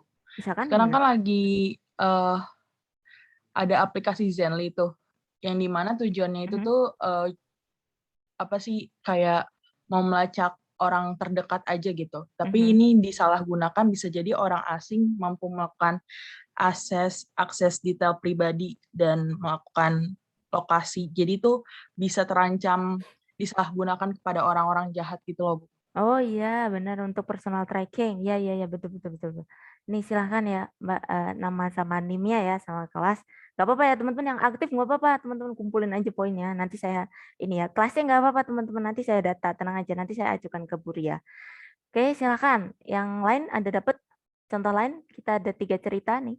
Ada lagi? Oke. Ini privacy itu kayaknya sangat ini teman-teman. Nanti kalau pas mata kuliah etika pun sering sekali dibahas. Silahkan. Ada? Untuk Mbak siapa ini? Silahkan raise hand langsung open mic aja Mbak. Nggak apa-apa. Silahkan. Bisa nggak? Terdengar nggak suara saya, Bu? Nah, terdengar jelas. Silahkan. Kalau menurut saya dilanggar privasi itu mungkin dari sosial media ya Bu. Mungkin belum ada perlindungan privasi secara cukup. Misalnya untuk foto yang kita upload di sosial media itu bisa aja diambil secara secara paksa mungkin oleh orang lain tanpa kita ketahui, dan itu mungkin bisa aja mereka menggunakan identitas kita tanpa sepengetahuan kita, mungkin gitu sih. Oke, ya ini juga ya, betul betul betul. Silakan dicatatkan ya nama NIM sama kelasnya. Oke, kita dapat 4 contoh, ini lumayan. Privacy ini sangat berkaitan ya dengan kehidupan sehari-hari. Silakan, ada lagi? Kalau belum kita bahas dulu. Ya Bu, saya Bu. Oke, silakan Mas. Jadi contoh yang pelanggaran privacy itu kayak Privasi gimana? kebijakan Apple yang baru yang iCloud tuh bisa nge-scan isi galeri kita untuk sebenarnya tujuannya untuk mencegah child sexual abuse gitu. Cuma kan ternyata ya tetap aja Bu, namanya kan privasi personal gitu. data ya, betul. Ya, Iya. ini teman-teman. Nah, saya malah baru tahu nih ada ya ternyata di Apple. Wah, ini banyak variasi ya. Kalau privacy itu teman-teman bisa hubungkan dengan banyak hal. Ada lagi nih, ada 5 cerita nih, teman-teman. Ada lagi yang teman-teman dapat insight untuk privacy? Mungkin menurut saya adanya teknologi AI face recognition kali Bu. Pengenalan wajah. Jadi itu misalnya foto yang kita upload ke sosial media, ini orang bisa nge-scan muka kita terus data-datanya bisa muncul gitu. Oke, ini juga ya. Oke, kita dapat macam-macam nih contohnya. Oke, karena kita sudah dapat 6 ya, coba kita bahas dulu ya. Oke, yang ketujuh ini sangat banyak sekali ya teman-teman kaitannya pelanggaran privacy ini. Banyak sekali contohnya ya, tadi terkait sosial media, katakanlah tadi ya pemanfaatan ini ya teman-teman foto, kemudian nanti dari foto kemudian dia ada personal tagging, di mana personal tagging itu dimanfaatkan oleh oknum-oknum ya. Nah itu juga ya teman-teman nanti hati-hati ya, nanti kalau bisa di mata kuliah etika itu juga kita bahas ya. Jadi teman-teman hati-hati ketika menggunakan data-data pribadi. Misalkan itu foto, kemudian menyertakan kayak tadi ya kita menginputkan data personal kita ya di dalam suatu aplikasi, memang kita memberikan informasi kita ya ke penyedia jasa layanan tersebut, tetapi di sana ya mau nggak mau ya kadang-kadang apalagi di situ ada transaksi keuangan biasanya ada meminta ini ya teman-teman ya kayak data KTP juga ya. Nah di situ ya kalau kita tahu itu dari lembaga yang sah ya misalkan penyedia layanan yang sah, provider yang sah, ya tidak apa-apa silahkan. Tapi kalau misalkan di luar dalam artian teman-teman mungkin karena saya sendiri pernah teman-teman kayak semacam kayak donasi gitu ya, donasi itu sifatnya bahkan offline teman-teman, dia minta kayak ada foto KTP dan sebagainya. Nah itu sebenarnya foto KTP itu data personal teman-teman, itu jangan di-sharingkan ke umum ya, ke publik ya. Itu data kalian, di situ ada data personal kalian ya. Memang sih secara personal mungkin kalau kita mengeksploitasi data pribadi itu sejauh mana tidak terlalu signifikan, tapi kan itu takutnya teman-teman seperti yang teman-teman kita sampaikan disalahgunakan ya. Dia menggunakan foto kita, mengatasnamakan itu kita, menggunakan untuk melakukan tindak kejahatan, katakanlah melakukan penipuan lah gitu dengan identitas kita gitu ya. Jadi sebaiknya teman-teman berhati-hati, terlebih lagi kaitannya dengan personal data gitu ya. Foto KTP, kemudian foto teman-teman, kemudian sebenarnya bukan menakut-nakuti sih teman-teman, tapi itu juga penting teman-teman di sana. Jadi kalian melindungi diri kalian, data personal kalian ya. Kalau nama atau NIM itu kan umum ya, tapi kaitannya misalkan nomor KTP, kemudian kaitannya nomor apa ya yang personal-personal kaitannya transaksi perbankan, PIN dan sebagainya ya kaitannya kayak gitu-gitu juga hati-hati ya. Jangan asal diberikan kepada pihak-pihak yang tidak jelas gitu ya sifatnya gitu ya. Ada telepon-telepon yang nggak jelas mengatasnamakan AIUEO, nah itu juga hati-hati juga ya, karena sangat sering sekali itu terjadi ya. Jadi hati-hatilah kalau bukan lembaga yang jelas, teman-teman perlu berhati-hati di situ. Kaitannya privacy itu cukup banyak sekali berkaitan dengan kehidupan kita ya. Jadi perlu kehati-hatian ya di sini. Oke, kita lanjut dulu di poin ke-8 terkait dengan pengangguran dan pemindahan kerja. Di sini tadi ada yang membahas juga ya. Biasanya ketika suatu otomatisasi ya teman-teman, jadi perpindahan kita ke mesin ya, kita menggunakan teknologi komputerisasi ya, di mana upayanya itu adalah meningkatkan produktivitas. Nah, jadi upayanya bagaimana kita menjadi ya pengurangan ini ya, apa misalkan katakanlah tenaga kerja ya teman-teman ya. Bahkan mungkin ada yang ini ya terpaksa ya, seperti contoh dari teman kita harus di apa namanya pemutusan hubungan kerja ya, karena pergantian ya teman-teman, sudah ada mesin, sudah ada komputer misalkan. Nah, gitu. Nah, ini mungkin teman-teman bisa memberikan contoh, mungkin nggak apa-apa kalau misalkan dapat ini, nggak apa-apa silakan. Untuk yang poin ke-8. Ada teman-teman? Silahkan langsung aja open mic, Mbak. Boleh saya coba jawab ya, Bu? Contohnya gimana? Ya, jadi mungkin ini kembali ke poin yang rasa ketakutan tadi ya, Bu. Boleh, Jadi dengan perkembangan teknologi yang makin canggih tuh jadi banyak pekerjaan-pekerjaan yang diambil oleh mesin-mesin dan alat-alat yang bisa bekerja mungkin kayak lebih cepat dan lebih presisi dari manusia itu sendiri.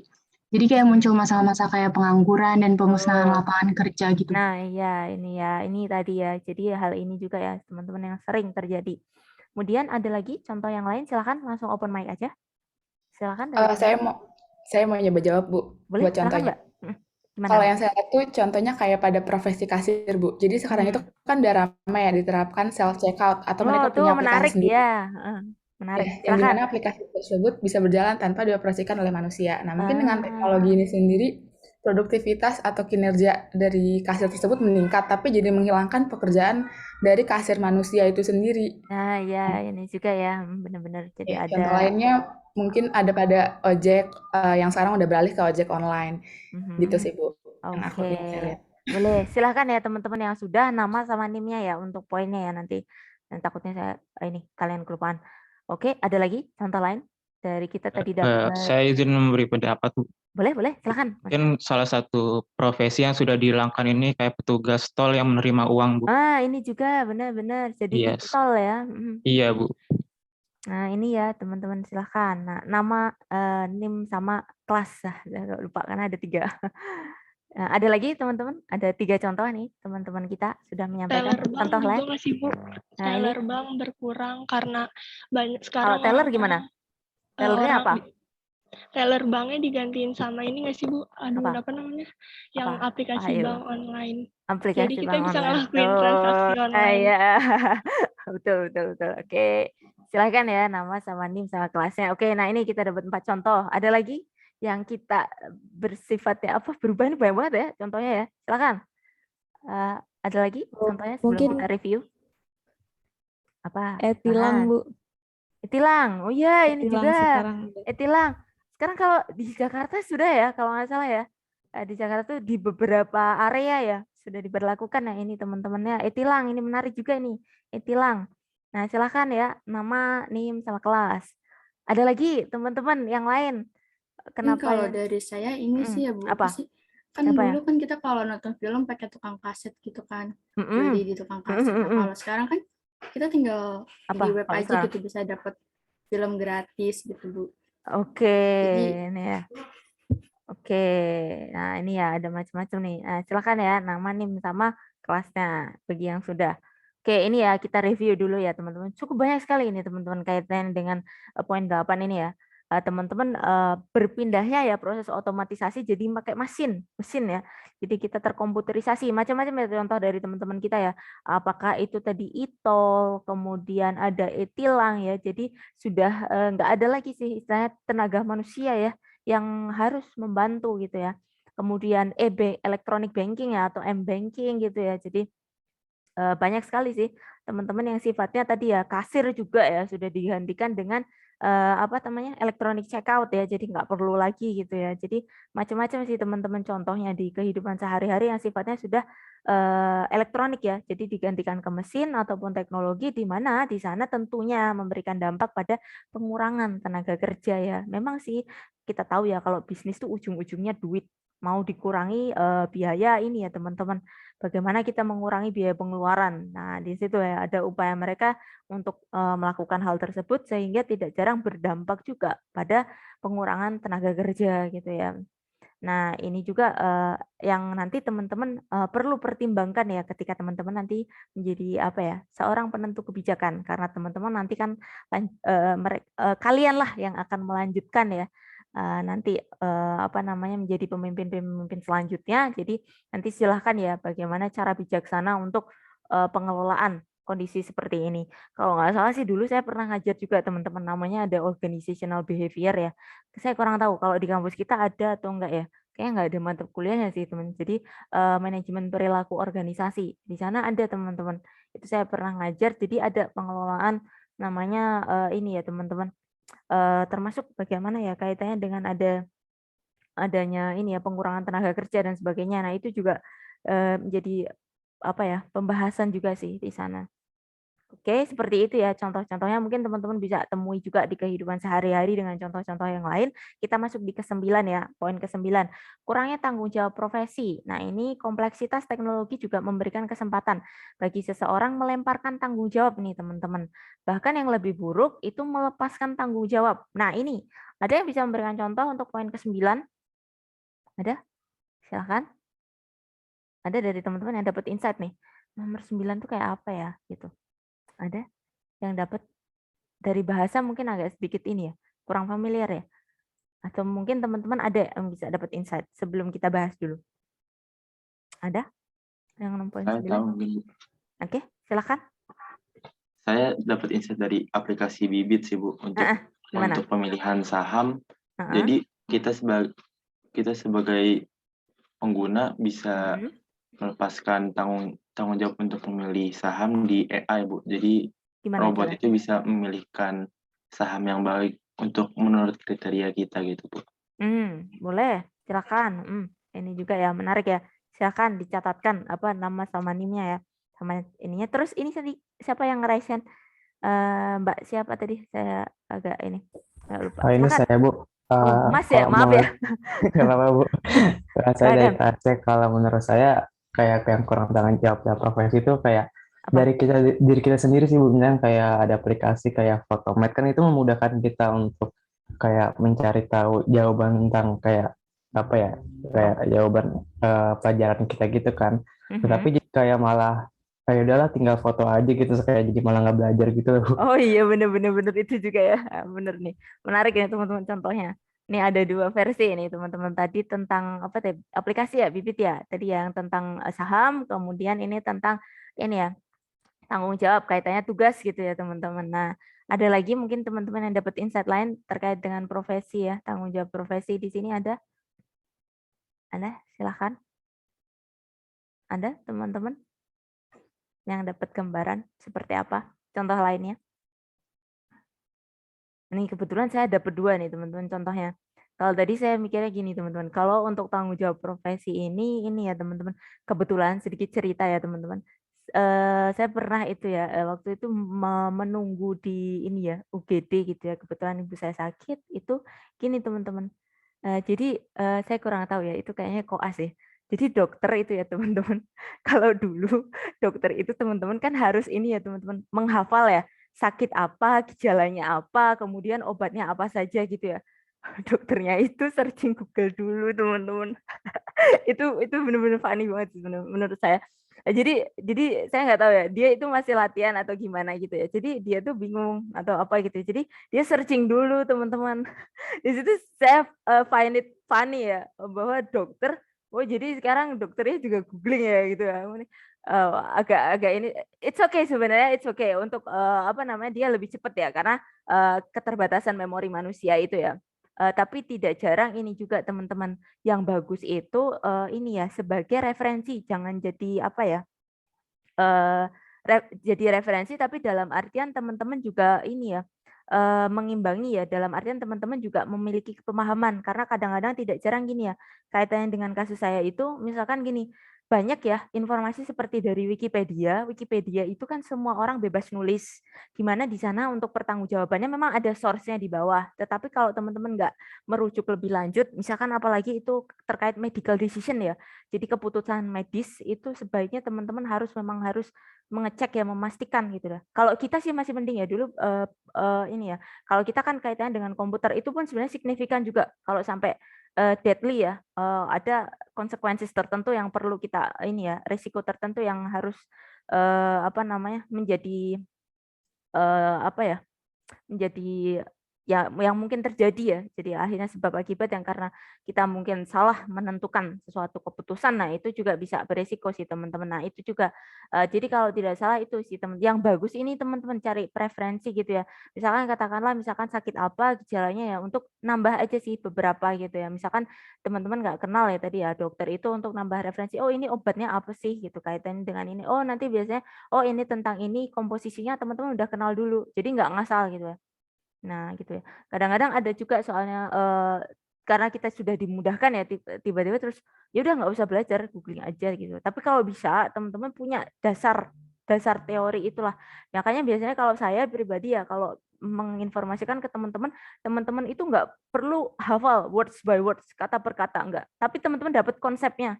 Dengan teman-teman dapat konsep, bahkan dengan tahu contoh itu lebih mudah teman-teman untuk mengingat dibandingkan, karena saya pribadi ya orangnya nggak suka mengingat words by words ya, kata per kata. Saya suka teman-teman untuk ini ya, kata kuncinya apa sih gitu. Katakan misalkan ini ya, adanya ini ya, apa tadi, misalkan tadi ya, apa namanya, bagaimana kita lebih memprioritaskan individu. Oh, personalize gitu. Jadi kita dapat kata kuncinya aja untuk memudahkan kita gitu, mengingat. Dibandingkan kita mengingat satu kata demi kata itu cukup agak sedikit sulit juga kalau enggak. Kalau sering sih nggak apa-apa, nanti biasanya otomatis ingat sendiri ya, karena habit ya. Tapi kalau misalkan belum, biasanya gitu pakai kata kunci aja gitu ya. Sama ini teman-teman, kaitannya mungkin kalau ini profesi ya, kaitannya nanti kelembagaan, misalkan tidak jarang kalau teman-teman pesen ya di e-commerce itu, teman-teman ketika teman-teman sudah mengeklik ya selesai atau menyelesaikan order gitu ya, berarti kan udah lepas tuh tanggung jawab. Dimana teman-teman misalkan tadi belum dicoba nih belanjaannya, misalkan itu beli alatnya belum dicoba, tiba-tiba ada rusak. Nah teman-teman nggak bisa klaim di situ, karena teman-teman udah menekan button di situ selesai. Ataupun mungkin sudah ini ya, pemesanan sudah selesai itu. Dalam artian berarti teman-teman sudah menerima dengan berbagai kondisi apapun si produk tadi yang sudah dikirimkan ke teman-teman. Nah, di situ juga ada menurut saya sedikit ini ya, melepaskan tanggung jawab ya, kaitannya dengan organisasi ya. Berarti setelah teman-teman udah mengeklik itu, terserah teman-teman tadi misalkan belum testing alat yang dibeli, ya udah itu resiko teman-teman. Nah, itu juga ya teman-teman. Kalau kaitannya dengan lembaga. Kalau profesi tadi ada beberapa contoh dari teman-teman kita juga dan juga dari saya ya. Oke, kita masuk yang ke-10, kaburnya citra manusia. Ada yang dapat mungkin contohnya ini, banyaknya orang menganggap bahwa mesin telah mengambil alih kemampuan manusia. Nah, ini mungkin ada korelasi ya dengan contoh-contoh di 8 tadi ya. Nah, ini ya, agak bersinggungan sih ini. Ada? Silakan contohnya, Mbak. Iya Bu, sebenarnya masih agak sama ya, masih ada bersinggungan kaitannya sama juga. yang udah disebutkan sebelum-sebelumnya. Itu kalau yang baru disebutin tadi soal kalkulator ya Bu. Kalkulator mungkin misalnya orang berpikir buat apa ngitung secara manual lagi padahal udah ada kalkulator. Atau iya. mungkin untuk kasir buat apa manusia masih melayani misalnya Bu. Padahal dengan teknologi aja dalam waktu 1 menit tuh udah banyak banget yang bisa dilayani gitu Bu. Iya, betul. Kesannya manusia tuh citranya kurang produktif gitu Bu, kurang efektif. Kurang efektif, betul ya. Kalau menurut saya. Nah, ini ya. Untuk contoh nomor 10 ada lagi dari teman-teman, silakan. Ini agak bersesuaian dengan yang 8 tadi sih sebenarnya. Jadi menjawab Bu. Silakan Mbak. Kalau menurut saya lagi misalnya kayak anak-anak mau milih jurusan buat kuliah nih. Ntar ada yang bilang gak usah masuk jurusan ini soalnya ntar di masa depan tuh kalian udah nggak berguna lagi, udah bakal diganti sama teknologi. Jadi menurut saya tuh kayak citra manusia buat ngelakuin pekerjaan ini tuh merasa kayak udahlah percuma, ntar kamu juga disapu sama teknologi kayak gitu. Iya. Itu juga bisa ya. Bisa. Iya, mendingan kamu masuk jurusan yang nggak bakal diganti teknologi. Nah, iya bisa juga tuh. Nah, ini ya, silahkan ya nama NIM sama kelas. Oke, ada lagi teman-teman yang ada contoh lain? Saya izin menjawab, Bu. Silahkan, Mbak. Oke. Kaburnya citra manusia menurut saya itu lahirnya artificial intelligence. Contohnya ya, jadi, ketika misalnya AI itu misalnya membantu misalnya diganti nih, kan udah ada AI, jadi orang-orang pada mikir, oh ya kan udah ada AI, jadi ngapain lagi kita harus susah-susah, mending teknologi aja, misalnya. Apa tuh yang pernah dipakai terkait dengan AI? Banyak sih, Bu. Boleh salah satu aja. Banyak ya, jadi banyak. Apa di sini jadi pikirannya banyak gitu. Apa salah satu aja deh? Biasanya robot gitu. Boleh. Jadi robotnya sekarang menggantikan pekerjaan manusia. Sebenarnya udah dari bukan sekarang aja, cuman semakin ke sini citra manusia jadi diambil transisi oleh mesin ya. Betul. Nah, ini ya. Oke, ada lagi contoh dari teman-teman selain dari yang sudah disampaikan teman-teman kita? Silahkan, nggak apa-apa, langsung aja. Ya, Bu. Silahkan. Ya, Bu. Sebenarnya nggak jauh beda sama yang tadi, Bu, sama yang teman-teman. Kalau menurut saya kan ini kaburnya citra manusia, jadi banyak orang yang kayak menganggap, udah kayak pakai teknologi aja lebih cepat dan biasanya lebih akurat gitu, Bu. Misalnya kayak menghitung uang di bank gitu kan, orang kan lebih milih pakai mesin ya dibanding tellernya yang ngitung sendiri sih, Bu. Betul ya. Rata-rata kan penggantian teknologi itu buat dipercepat juga kan, Bu. Pekerjaan. Kalau saya sih itu, Bu. Nah, iya, ini juga contoh juga sih. Izin nambahin Bu yang tadi Boleh, Mega. silakan. Ini contoh AI-nya tuh kayak AI yang dibikin sama GitHub, kalau nggak salah deh. Itu dia udah bisa katanya ya, udah bisa ngerjain tugasnya programmer gitu, Bu, katanya. Oh, menarik tuh. Oh, tuh bisa menarik nih. Ya, silakan ya teman-teman yang sudah aktif menjawab nama, NIM sama kelasnya, nggak apa-apa berulang lagi. Karena di situ untuk pendataan saya dapatnya ini karena kelasnya cukup besar ya. Jadi silakan ya tadi yang sudah aktif, misalkan tadi ya Mas Irfan tadi nambahin nggak apa-apa Mas, silakan dicatat lagi karena kan bisa menambahkan pengetahuan baru juga, insight. Nggak apa-apa ya kalau di kelas saya biasanya kayak gitu ya teman-teman ya. Biasanya kayak kelas discussion aja, jadi nggak usah dianggap kayak dosen itu adalah sumber, nggak juga. Jadi kalian bisa punya pengalaman yang jauh lebih banyak dari saya gitu ya. Jadi di sini kita bisa sharing banyak hal, banyak pengetahuan dan knowledge. Nah ini ya teman-teman tadi ya, contoh-contoh dari teman-teman kita dari bahwa kita transisi ya, bahwa kita memanfaatkan teknologi ya, bahkan tadi ya programming itu udah dialihkan dengan menggunakan ini ya AI ya. Jadi tidak perlu lagi human ya. Jadi nggak harus lagi human.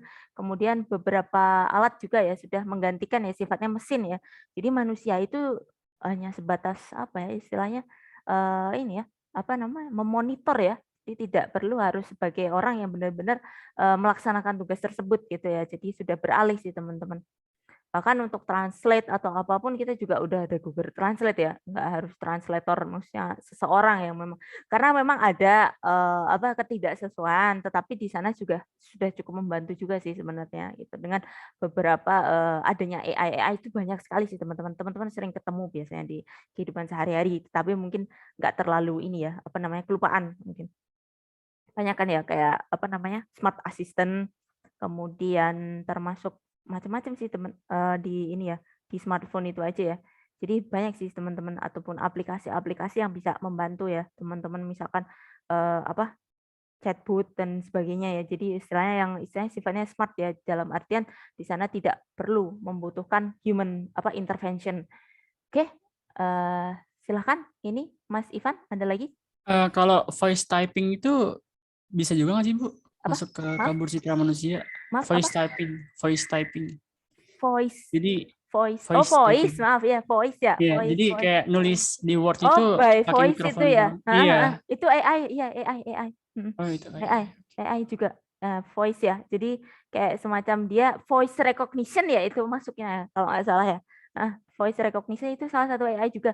Yang ini juga sih kalau nggak salah teman-teman. Bahkan itu ya untuk translate kayak gitu tuh kan udah bisa ya. Jadi by voice itu sudah bisa ya. Jadi teman-teman translate by voice itu teman-teman say apa gitu, terus nanti ditranslate ke bahasa tertentu gitu ya. Bahkan itu kalau nggak salah kemarin saya ada informasi bot ya, semacam kayak ini ya, ada semacam kayak mesin gitu, bot untuk ini ya pengelolaan bahasa juga teman-teman. Kalau bahasanya kurang bagus, nanti ada teknologi AI juga untuk memperbaiki bahasanya gitu. Kaitannya untuk apa ya? Agar lebih sesuai secara gramatikal misalkan gitu. Banyak sekali ya layanan-layanan AI yang sudah dikembangkan sih. Biasanya bersinggungan sih sama kehidupan sehari-hari. Cuman kadang-kadang ini ya agak apa namanya? Kadang-kadang kita lupa gitu. Oke. Seperti itu ya untuk pembahasan kita. Kemudian saya lanjutin dulu terkait dengan etika ya. Kita bahas dulu untuk etika pemanfaatan teknologi informasi. Nah, di sini kalau kita bicara etika, teman-teman biasanya kita hubungkan dengan ini ya, kondisi baik atau buruk. Biasanya teman-teman pasti dihadapkan sama mana sih yang ini ya, teman-teman, kata kuncinya di sini ya, perilaku benar atau salah yang diakui secara universal ya, secara umum, mana yang dinilai etis atau tidak etis gitu biasanya. Etika itu dihubungkan dengan kondisi seperti itu ya. Jadi mana yang dinilai itu bersesuaian atau tidak. Nanti ada pula kalau kaitan dengan etika, itu namanya ada kode etik, teman-teman. Kalau dihubungkan dengan satu profesi tertentu, biasanya nanti kalau di mata kuliah etika profesi ya, teman-teman belajar ada kode etik juga, teman-teman. Saya sempat bahas juga, nanti teman-teman bisa melihat tuh kode etik seperti apa gitu kaitannya. Apakah misalkan ketika menjadi programmer itu kan ada kode etiknya tersendiri, ataupun mungkin kaitannya dengan misalkan ini ya security engineer ataupun apapun ya, nanti biasanya ada aturan-aturan sendiri ya, namanya kode etik. Kode etik itu seperangkat prinsip teman-teman yang mengatur bagaimana ini ya suatu apa ya aturan ya di dalam misalkan profesi ataupun organisasi tertentu. Nah, di sini berpengaruh juga teman-teman bagaimana nanti ini ya masyarakat ya ataupun mungkin kebetulan misalkan kita ya sebagai sivilitas akademika itu harus bersikap misalkan menyesuaikan aturan dari organisasi gitu ya. Bagaimana terkait dengan kalau kita bicara etika penggunaan teknologi, bagaimana dengan penggunaan teknologi itu sendiri yang harusnya digunakan dengan tepat atau dengan baik gitu. Oke, saya lanjutkan dulu ya. Mana tadi? Ini ya. Kita masuk di pentingnya etika komputer ya. Nah, di sini ada ini ya teman-teman. Kalau kita bicara terkait dengan etika komputer, nah menurut James Moore di sini ada 3 alasan utama. Nah, terkait dengan minat masyarakat yang tinggi ya terkait dengan etika komputer. Ini ada kelenturan logis. Kelenturan logis itu dihubungkan dengan kemampuan komputer untuk melakukan apapun yang kita inginkan. Kemudian ada faktor transformasi, yaitu komputer yang bisa berubah-ubah ya, ini ya, ada perubahan ya dari melakukan sesuatu, jadi kita bertransformasi. Contohnya fasilitas email. Kemudian ada faktor tak kasat mata, misalkan seperti ini ya operasi internal ya. Jadi misalkan ada operasi-operasi matematis misalkan teman-teman. Nah, ini ada juga penyalahgunaan yang tidak tampak ya. Kalau yang positif saja ya, saya lihat ya. Misalkan ini ya teman-teman. Misalkan kita untuk penentuan keputusan, nah teman-teman kalau ini sudah tahu ya nanti digitalisasi ya ini sifatnya ya. Transformasi itu digitalisasi tadi kita bahas beberapa ya. Jadi kita berubah ke teknologi elektronis. Kalau kelenturan logis ini, kalau biasanya ini teman-teman, kalau dicontohkan ini saya review aja ya karena waktunya tinggal dikit ya. Jadi saya bahas aja. Kelenturan logis di sini dihubungkan sama ini teman-teman. Kalau misalkan komputer itu kan nanti kaitannya misalkan teman-teman di dalam super user ya, teman-teman jadi apa namanya user yang tertinggi di dalam suatu sistem itu, teman-teman pasti punya kontrol yang banyak di sana, di mana teman-teman bisa meng-create user-user di bawahnya, di mana teman-teman bisa mengelola log di sana. Nah, misalkan mau melakukan apapun memang sih ada log datanya, tapi kan di sana teman-teman juga bisa punya kontrol yang luas. misalkan karena teman-teman IT ya misalkan ya, tapi ya jangan disalahgunakan. Misalkan kontrol yang teman-teman gunakan, kontrol yang teman-teman miliki itu gitu. Kemudian kalau faktor tak kasat mata ini kaitannya dengan ini teman-teman. Operasi yang tersembunyi ini misalkan ya, ini ya ada ini ya pemrograman itu misalkan untuk ini ya, kita bikin untuk penentuan keputusan, kita pengen bikin laporan ya teman-teman. Laporan itu sifatnya quarterly ya atau mungkin triwulanan ya. Jadi di sana kita melakukan querying ataupun apapun programming yang bagaimana kita coba upayakan untuk menampilkan data-data yang sifatnya misalkan hanya summary data aja. Tapi kan itu query-nya atau mungkin sintaks kodenya di belakang ya. Jadi kita tidak terlihat kan kecuali orang-orang yang memang mengerjakan itu gitu ya. Jadi itu di belakang misalkan teman-teman pengen nampilin dashboard. Nah, dashboard itu kan sebenarnya di belakangnya itu kan ada kode-kode sebelum muncul dashboard katakanlah seperti ini ya. Nah, itu kan ada kode di belakangnya. Nah, itu kan tidak terlihat, tapi nanti sudah divisualisasikan dalam bentuk digital, misalkan diagram gitu ya. Oke, saya lanjutkan di sini ada hak sosial dan komputer ya. Nah, di sini terkait dengan hak sosial dan komputer, di sini ini ya, menurut Deborah Johnson, di sini disampaikan bahwa masyarakat memiliki hak atas akses komputer ya. Kemudian keahlian komputer, spesialisasi komputer, dan pengambilan keputusan. Nah, untuk hak atas akses komputer, setiap orang berhak untuk mengoperasikan komputer, tidak harus ya memilikinya ya. Nah, ini ya, misalkan belajar komputer dengan software yang ada ya. Nah, ini ya, jadi kita punya hak akses ke komputer itu ini ya. Kalau sekarang memang ini ya, teman-teman sudah general ya. Kalau memang komputernya itu sifatnya publik, memang boleh digunakan ya. Termasuk di dalamnya software-nya. Kemudian kita masuk ke hak atas keahlian komputer. Nah, ini ketika di awal pembuatan komputer, ini sebenarnya ada kekhawatiran teman-teman bahwa adanya ini ya tadi ya transisi ya. Kita berubah ke teknologi, ke mesin ya, komputerisasi, digitalisasi. Jadi ada pengangguran teman-teman setelah penggunaan teknologi tadi. Nah, padahal kalau sekarang ini juga ya teman-teman menjadi faktor yang penting ya, keahlian komputer itu. Even bahkan tidak harus jurusan komputer ya, untuk kemampuan basic office itu menjadi sesuatu hal yang penting ya bagi karyawan ya di dalam satu organisasi itu ya. Jadi ini sudah menjadi sesuatu hal yang memasyarakat ya teman-teman ya keahlian komputer ini ya. Kalau dulu memang terbatas sih teman-teman aksesnya juga. Kalau sekarang memang sudah ini ya umum ya. Dan bahkan bukan jurusan komputer pun biasanya dibutuhkan ya teman-teman ya keahlian basic komputer ya. Apakah misalkan Excel lah katakanlah gitu ya. Ataupun Word ya gitu ya. Kemudian kita masuk di sini. Ada etika pemanfaatan untuk ini ya, hak spesialisasi komputer. Pemakai komputer tidak semua menguasai ilmu komputer ya, yang begitu banyak. Nah ini ya teman-teman perlunya spesialisasi. Enggak hanya kayak sistemnya kayak kedokteran teman-teman.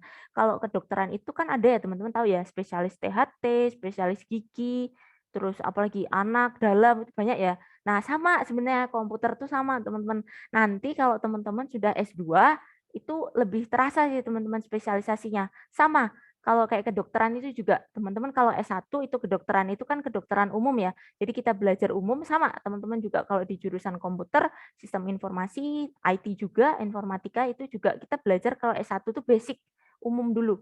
Baru nanti biasanya di akhir ada kayak semacam peminatan ya. Nah, itu biasanya lebih menspesialisasi teman-teman. Apakah teman-teman kebetulan misalkan suka jadi developer ya, programming, kuat di programming, atau mungkin nanti suka di multimedianya, atau mungkin ada juga suka di bidang audit, mungkin macam-macam ya, tergantung biasanya kampusnya, ataupun di sana penawarannya aja apa saja gitu ya. Biasanya gitu. Nanti kalau lebih terasa itu kalau sudah S2 sih teman-teman, spesialisnya terasa. Kayak dokter itu juga kalau dokter spesialis itu kan S2 ya. Jadi biasanya lebih terasa sih teman-teman spesialisasinya di bidang apa gitu ya. Jadi tidak semuanya sih teman-teman. Kalau S1 biasanya semua basic ya terkait dengan komputer itu dipelajari gitu. Tapi nanti makin naik ke atas biasanya ada spesialisasi. Kemudian kita masuk ke hak atas pengambilan keputusan komputer. Meskipun masyarakat tidak berpartisipasi dalam pengambilan keputusan, bagaimana komputer diterapkan, namun masyarakat memiliki hak atas ini ya, hak ya pengambilan keputusan. Nah, di sini ya teman-teman, kalau di sini saya hubungkan mungkin kaitannya dengan organisasi ya teman-teman ya. Jadi misalkan dengan adanya satu sistem tertentu kita kenalkan misalkan di kampus ya. Nah, di sana teman-teman dimintai ya feedback misalkan ya. Di sana ada survei. Nah, itu teman-teman bisa tuh berpartisipasi, katakanlah misalkan memberikan masukan. Nah, itu silakan. Di sana harapannya juga untuk mengakomodir. Misalkan ada teman-teman ada juga ya review ya dari suatu aplikasi itu kan juga bisa ya teman-teman memberikan saran itu nggak apa-apa teman-teman. Kalau memang nanti dari saran itu dikumpulkan kemudian dianalisis ulang bisa untuk penambahan kan itu juga memperbaiki ya kualitas dari aplikasi atau sistem tersebut. Oke, kemudian kita masuk ke hak atas informasi ya. Nah, di sini hak atas informasi ini Richard ya, ini mengklasifikasikan hak atas informasi. Di sini dibagi atas privacy, kemudian akurasi, kepemilikan properti ya, dan juga aksesibilitas. Kalau hak atas privacy di sini sebuah informasi sifatnya private ya, nah, pribadi bahasa Indonesia. Pribadi ya, private ya. Jadi kita ulas tadi ya terkait dengan private information ya. Nah, di sini sifatnya itu tentang kerahasiaan teman-teman, hanya diakses oleh orang-orang tertentu.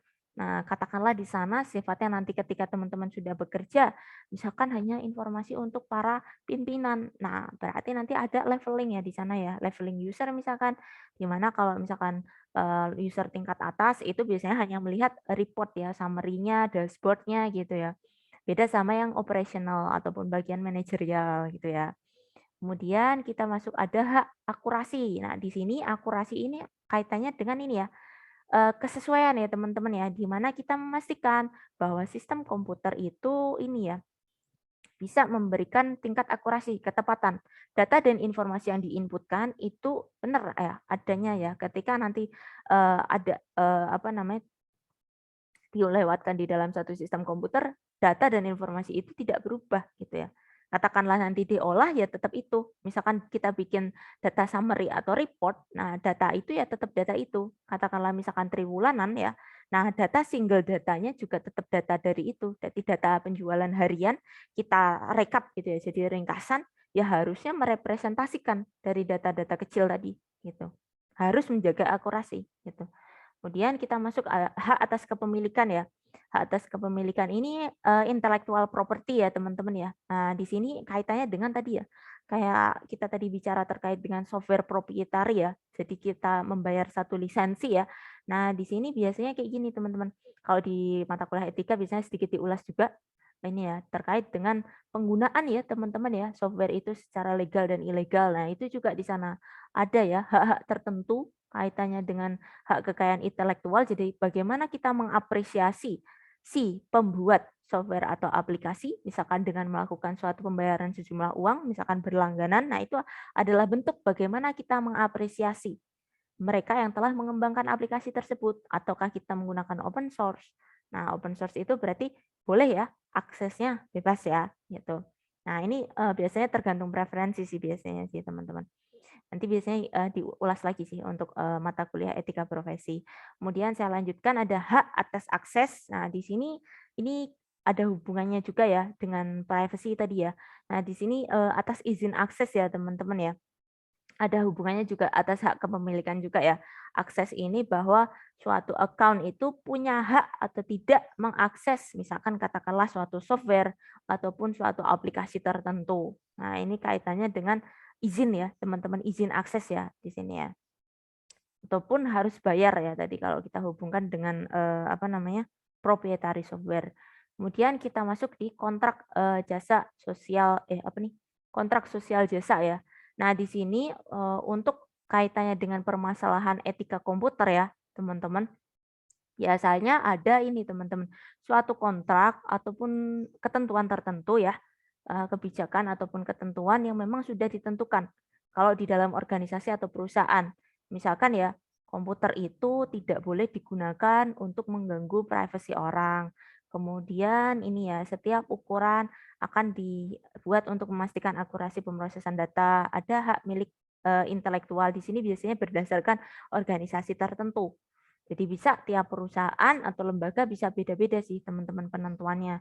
Nanti kaitannya dengan ini ya. Kalau kode etik itu lebih ke profesi, di sini mungkin lebih kepada aturan sama kebijakan di dalam suatu organisasi terkait dengan ini ya, etika pemanfaatan TI.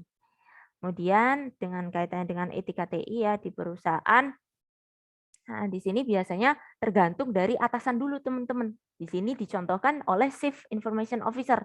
Jadi dari para stakeholder, para pimpinan dulu, sebenarnya stakeholder itu secara keseluruhan ya, tapi dari level atas dulu, kalau bisa ini teman-teman, kalau kita menerapkan katakanlah suatu etika ya, di mana kesadaran hukum itu tentunya tidak hanya mereka yang ada di level operasional. Jadi kalau nanti teman-teman belajar itu di mata kuliah sistem informasi manajemen ya, itu ada lagi. Nanti ada lagi teman-teman. Nah, itu ada 3 level ya kalau di dalam manajemen. Nah, di dalam manajemen itu nanti ada level manajemen top manajemen, manajemen puncak, kemudian manajemen middle, middle itu yang nanti kaitannya sebagai manager ya. Kemudian di level bottom, nah ada segitiganya itu ya, gambarnya segitiga itu. Nah, di bagian bawah yang operasional, nah operasional itu yang karyawan harian teman-teman. Nah, di sana teman-teman tidak sebatas nanti ketika teman-teman sudah menjadi CIO, sudah menjadi atasan gitu ya, tidak hanya sebatas oke nyuruh aja karyawannya tuh harus mengikuti etika ABCDEE. Nah, itu. Tapi kalian harus memberikan suatu contoh yang baik juga di sini. Jadi awareness itu tidak hanya melalui sosialisasi, tetapi bisa juga dari ini ya. Contoh dari atasannya dulu. Kemudian nanti ada yang namanya kode etik, teman-teman. Tadi ya yang seperangkat prinsip tadi ya untuk profesi tertentu. Nanti biasanya kalau kode etik nanti biasanya saya bahas kemarin itu ada komunitasnya juga teman-teman. Komunitas profesional. Jadi kayak kita ada community, misalkan teman-teman banyak sekali ya, community programmer atau mungkin community sistem informasi, banyak ya. Jadi yang apa namanya? Memang berkecimpung kayak dokter itu ya, kan ada ya profesi dokter yang biasanya tergabung dalam satu komunitas Ikatan Dokter Indonesia misalkan ya. Nah, itu juga ada ya kalau komputer kan macam-macam ya, macam-macam juga ya. Nah, itu juga apa komunitinya juga ada. Nanti biasanya disinggung juga sih, teman-teman. Oke, kemudian kita masuk di sini ya. Nah, untuk mencapai ya teman-teman operasi komputer yang etis, nah di sini disampaikan ada ini ya, suatu rencana ya, mengelompokkan perilaku ya. Nah, di sini ada upaya teman-teman yang ditentukan menurut John Parker SRI Internasional ya. Nah, nanti CIO itu tidak hanya CIO sih sebenarnya. Kalau ini dari level atas dulu ya teman-teman ya. Jadi memformulasikan kalau di dalam organisasi ada suatu kode perilaku atau kita istilahkan tadi kode etik ya. Nah, bagaimana seseorang itu berperilaku berdasarkan profesinya. Kemudian menetapkan aturan prosedur kalau di dalam suatu organisasi atau lembaga ada aturannya teman-teman. Kalau teman-teman nanti menjadi programmer, kemudian ataupun menjadi sistem analis, ada beberapa kebijakan yang perlu teman-teman ikutin misalkan. Kemudian selain adanya aturan ya ada sanksi. Nah, misalkan untuk yang melanggar. Nah, sebenarnya ini juga harusnya berimbang ya teman-teman ya. Kalau ada sanksi ada reward and punishment. Tidak jarang organisasi itu biasanya kasih panis-panis aja ya. Jadi jadi kita ngasih apa ya, istilahnya salah aja, tapi harusnya ada juga bentuk penghargaan ya, reward ya bagi mereka yang memang konsisten untuk tidak menjaga aturan tersebut gitu ya. Kemudian kenali perilaku etis ya teman-teman, berusaha nih be familiarize gitu ya. Jadi kita mengenal, membudayakan sesuatu hal yang baik ya gitu. Kemudian fokuskanlah perhatian pada etika secara terprogram seperti pelatihan dan bacaan yang disyaratkan ya. Jadi teman-teman biasanya kalau nanti memasuki satu organisasi baru, misalkan teman-teman bergabung di satu perusahaan, biasanya ada teman-teman etika yang teman-teman harus pelajari dulu ya. Nanti culture di perusahaan A, B itu seperti apa bisa berbeda juga. Kemudian di sini promosikan undang-undang kejahatan komputer. Nah, ini juga ya teman-teman, karena marak sekali ya kejahatan komputer, teman-teman juga nanti familiar ya dengan aturan-aturan terkait dengan kejahatan komputer. Ini ada sendiri juga pembahasannya sih sebenarnya teman-teman nanti ketika di etika profesi. Nanti coba ya kalau nggak salah di pertemuan besok coba kita lihat dulu. Kemudian mendorong penggunaan program rehabilitasi ya. Ini untuk pelanggar ya. Jadi tidak hanya sifatnya untuk ditindak atau disanksi, tetapi ada juga teman-teman upaya dari organisasi misalkan untuk melakukan ini ya teman-teman, semacam kayak ini ya program pemulihan misalkan. Kalau misalkan ada yang memanfaatkan alkohol, menggunakan alkohol ataupun obat-obatan terlarang, nah itu ada semacam kayak apa ya, program tertentu yang nanti ada pembinaan khusus gitu misalkan. Kemudian mendorong partisipasi di dalam perkumpulan profesional. Nah, ini teman-teman, kalau kita bicara etika nanti biasanya bersinggungan tadi ya saya sampaikan, ada komunitasnya teman-teman. Biasanya saya sampaikan ya, kalau nanti dihubungkan dengan ini teman-teman, kode etik profesi, biasanya nanti teman-teman saya suruh menghubungkan komunitas profesional apa sih yang teman-teman tertarik gitu. Bisa ada sih. Kemudian nanti misalkan ini ya memberikan contoh. Nah, memberikan contoh ini tidak hanya sebatas misalkan ya, katakanlah saya sendiri aja deh. Saya nggak cuman ini ya, speech A I U E O gitu ya, tapi saya sendiri berusaha teman-teman bagaimana mengimplementasikan, nggak sekedar cuman ini ya speech aja gitu ya, tapi kita juga berusaha apa yang kita pelajari kita coba terapkan itu gitu ya. Jadi tidak hanya sebatas memberikan contoh gitu ya. Kalau bisa benar-benar kalau kita sampaikan ya kayak embedded ya, benar-benar melekat ya dalam menjadi kebudayaan yang budaya yang baik gitu. Oke, saya kira demikian ya untuk materi kita hari ini. Mohon maaf nih panjang lebar, tapi saya mengapresiasi ya teman-teman banyak sekali involvement-nya ya, keterlibatan di kelas ya. Jadi kita screenshot dulu ya untuk dokumentasi sebentar. Yang bisa on cam silahkan on cam. Sebentar ya, saya izin stop share dulu. Silahkan yang bisa on cam, silahkan on cam. Untuk yang tidak bisa nggak apa-apa teman-teman. Bentar ya, ini saya, Oke. Silahkan yang bisa on cam, silahkan on cam. Tapi yang tidak bisa nggak apa-apa. Untuk saya dokumentasikan ada 4 slide soalnya. Oke, saya mulai dulu ya dari slide 1. Saya hitung ya. 5, 4, 3, 2, 1. Oke. Bentar ya. Yang teman-teman slide 2 dan seterusnya. Bentar ya, saya save dulu teman-teman. Saya agak lama nih.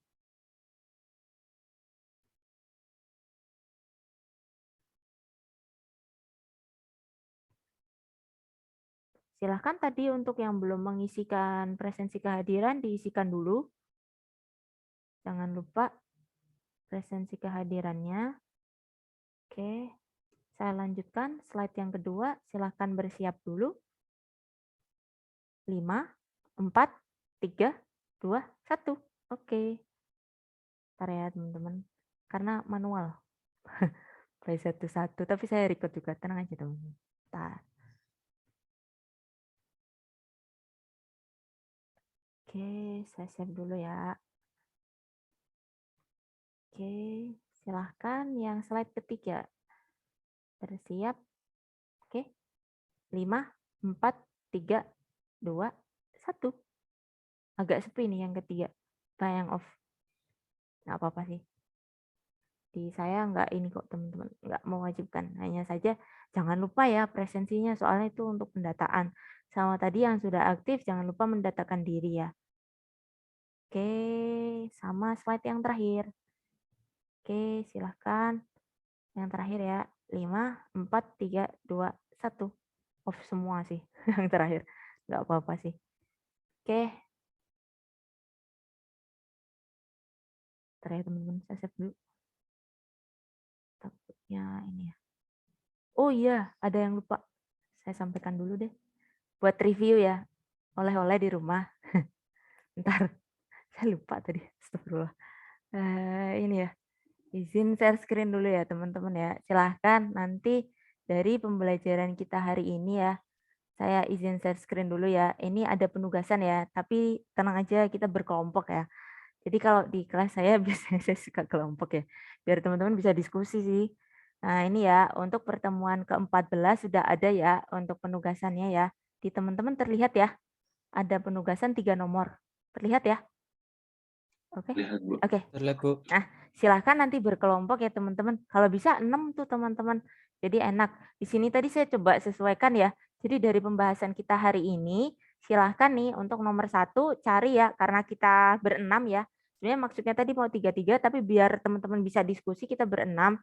Jadi silakan satu kelompok itu menentukan 2 masalah ya. Misalkan 2 artikel, boleh 2 berita, atau mungkin teman-teman mau lihat video boleh. Nanti silahkan ya. Nanti itu ada 2 terkait dengan pemanfaatan teknologi informasi. Nah itu kan banyak sekali ya. Silahkan. Apa saja tadi kan kita sudah bahas banyak ya di kelas ya. Boleh menggunakan yang sudah dibahas di kelas, boleh silahkan. Tapi nanti silahkan dituliskan. Kemudian ini ya, yang kedua dari analisis rangkuman nomor 1, teman-teman silahkan menentukan seperti tadi ya teman-teman ya. Yang nomor 2 teman-teman menentukan dampaknya tadi kan kita ada 10 ya, 10 macam. Nah silahkan, nggak harus 10-10-nya. Silahkan diidentifikasi kiranya mana yang bersesuaian. Silahkan coba. Nah, jadi dari 2 artikel atau 2 berita, 2 video tadi masing-masing ya teman-teman ya. Jadi di sini 2 artikel katakanlah 2 orang, kemudian di nomor 2 ini juga 2 orang ya. Jadi untuk artikel 1 misalkan dianalisis dampaknya apa, artikel 2 apa gitu ya. Tidak harus mencakup semua. 10 tadi nggak harus. Jadi mana aja yang bisa masuk gitu aja. Gitu ya. Kemudian yang nomor 3 ini ya jelaskan ini langkahnya ini salah ya, maaf ya teman-teman. Jadi ini ya. Ini langkahnya ini dihilangin aja nanti saya ini ya hapus ya. Ini langkahnya ini enggak ada. Jadi jelaskan ini ya kaitannya dengan ini ya etika pemanfaatan teknologi informasi yang sesuai ya untuk kasus 1 kasus di nomor 1 tadi ya dari kedua artikel ya. Jadi kalau menurut teman-teman misalkan dengan kasus yang pertama, misalkan di sana teman-teman mengangkat kasus terkait apa tadi ya. Misalkan di sana terkait dengan misalkan adanya ini ya aplikasi tertentu atau mungkin e-commerce misalkan di sana ada masalah privacy misalkan. Nah, teman-teman ketika dihubungkan dengan etika, bagaimana teman-teman harus bersikap misalkan dengan adanya tadi ya kasus ya, misalkan di sana ada pelanggaran privacy atau pencurian data itu. Nah, teman-teman etikanya teman-teman tuh harus seperti apa? Nah, itu ya. Nah, cara pandang yang baik teman-teman itu harus seperti apa? Nah, ini silahkan ya nanti dianalisis gitu ya, dijelaskan aja gitu ya. Nanti deadline-nya kalau saya biasanya gini ya, seminggu aja sih teman-teman. Jadi karena kita mulai hari Selasa ya, berarti minggu depan lagi hari Selasa ya. Oh, di sini saya tulisnya jam 13 ya. Harusnya biasanya sih jam 8 sih teman-teman. Tadi saya setnya jam 8 ini maaf ya. Nanti saya revisi. Jam 8 ya karena kita ketemu jam 8 buat ngingat lagi biasanya hari berikutnya tapi jamnya jam itu ya di pertemuan terakhir gitu ya. Oke, ada yang ditanyakan dari teman-teman untuk penugasannya? Ada? Atau cukup jelas? Ini saya Ibu revisi ya. anggotanya boleh bertujuh kan Bu? Habisnya kan kelas D 39. Boleh, silakan. Nanti dibagi sendiri ya. Sama kelompoknya nanti silakan ya teman-teman bagi sendiri ya. Karena saya pribadi kelasnya cukup besar. Jadi mau bagi itu nanti daripada nggak cocok gitu ya. Biasanya saya ya udah silakan teman-teman menyesuaikan sendiri ya. Gitu. Kalau kelasnya nanti silakan ya. Submissionnya berdasarkan kelas ya. Untuk rekan-rekan kelas C silakan di kelas C, kelas D ya. Kalau nanti biasanya gini teman-teman, silakan nanti cukup perwakilan aja yang submit, tapi jangan lupa nama temennya dimasukin ya, yang satu tim ya, nama sama NIM-nya gitu ya. Oke, ini nanti saya revisi ya, jam 8 ini bukan jam 13, mohon maaf ya.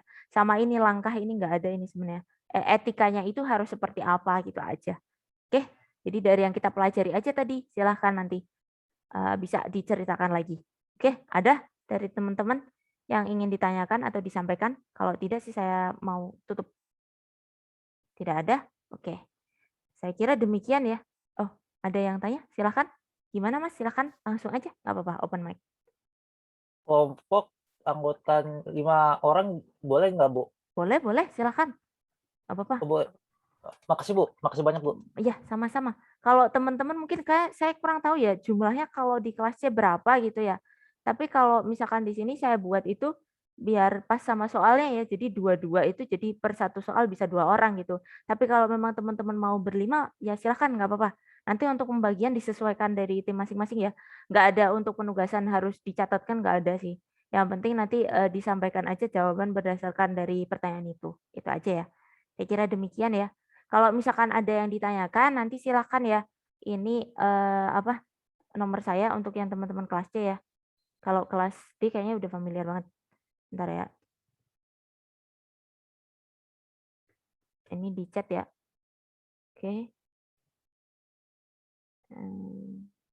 Oke, ada yang Nah, nih. Ini ya, ada nomor saya di chat ya, 081336124075.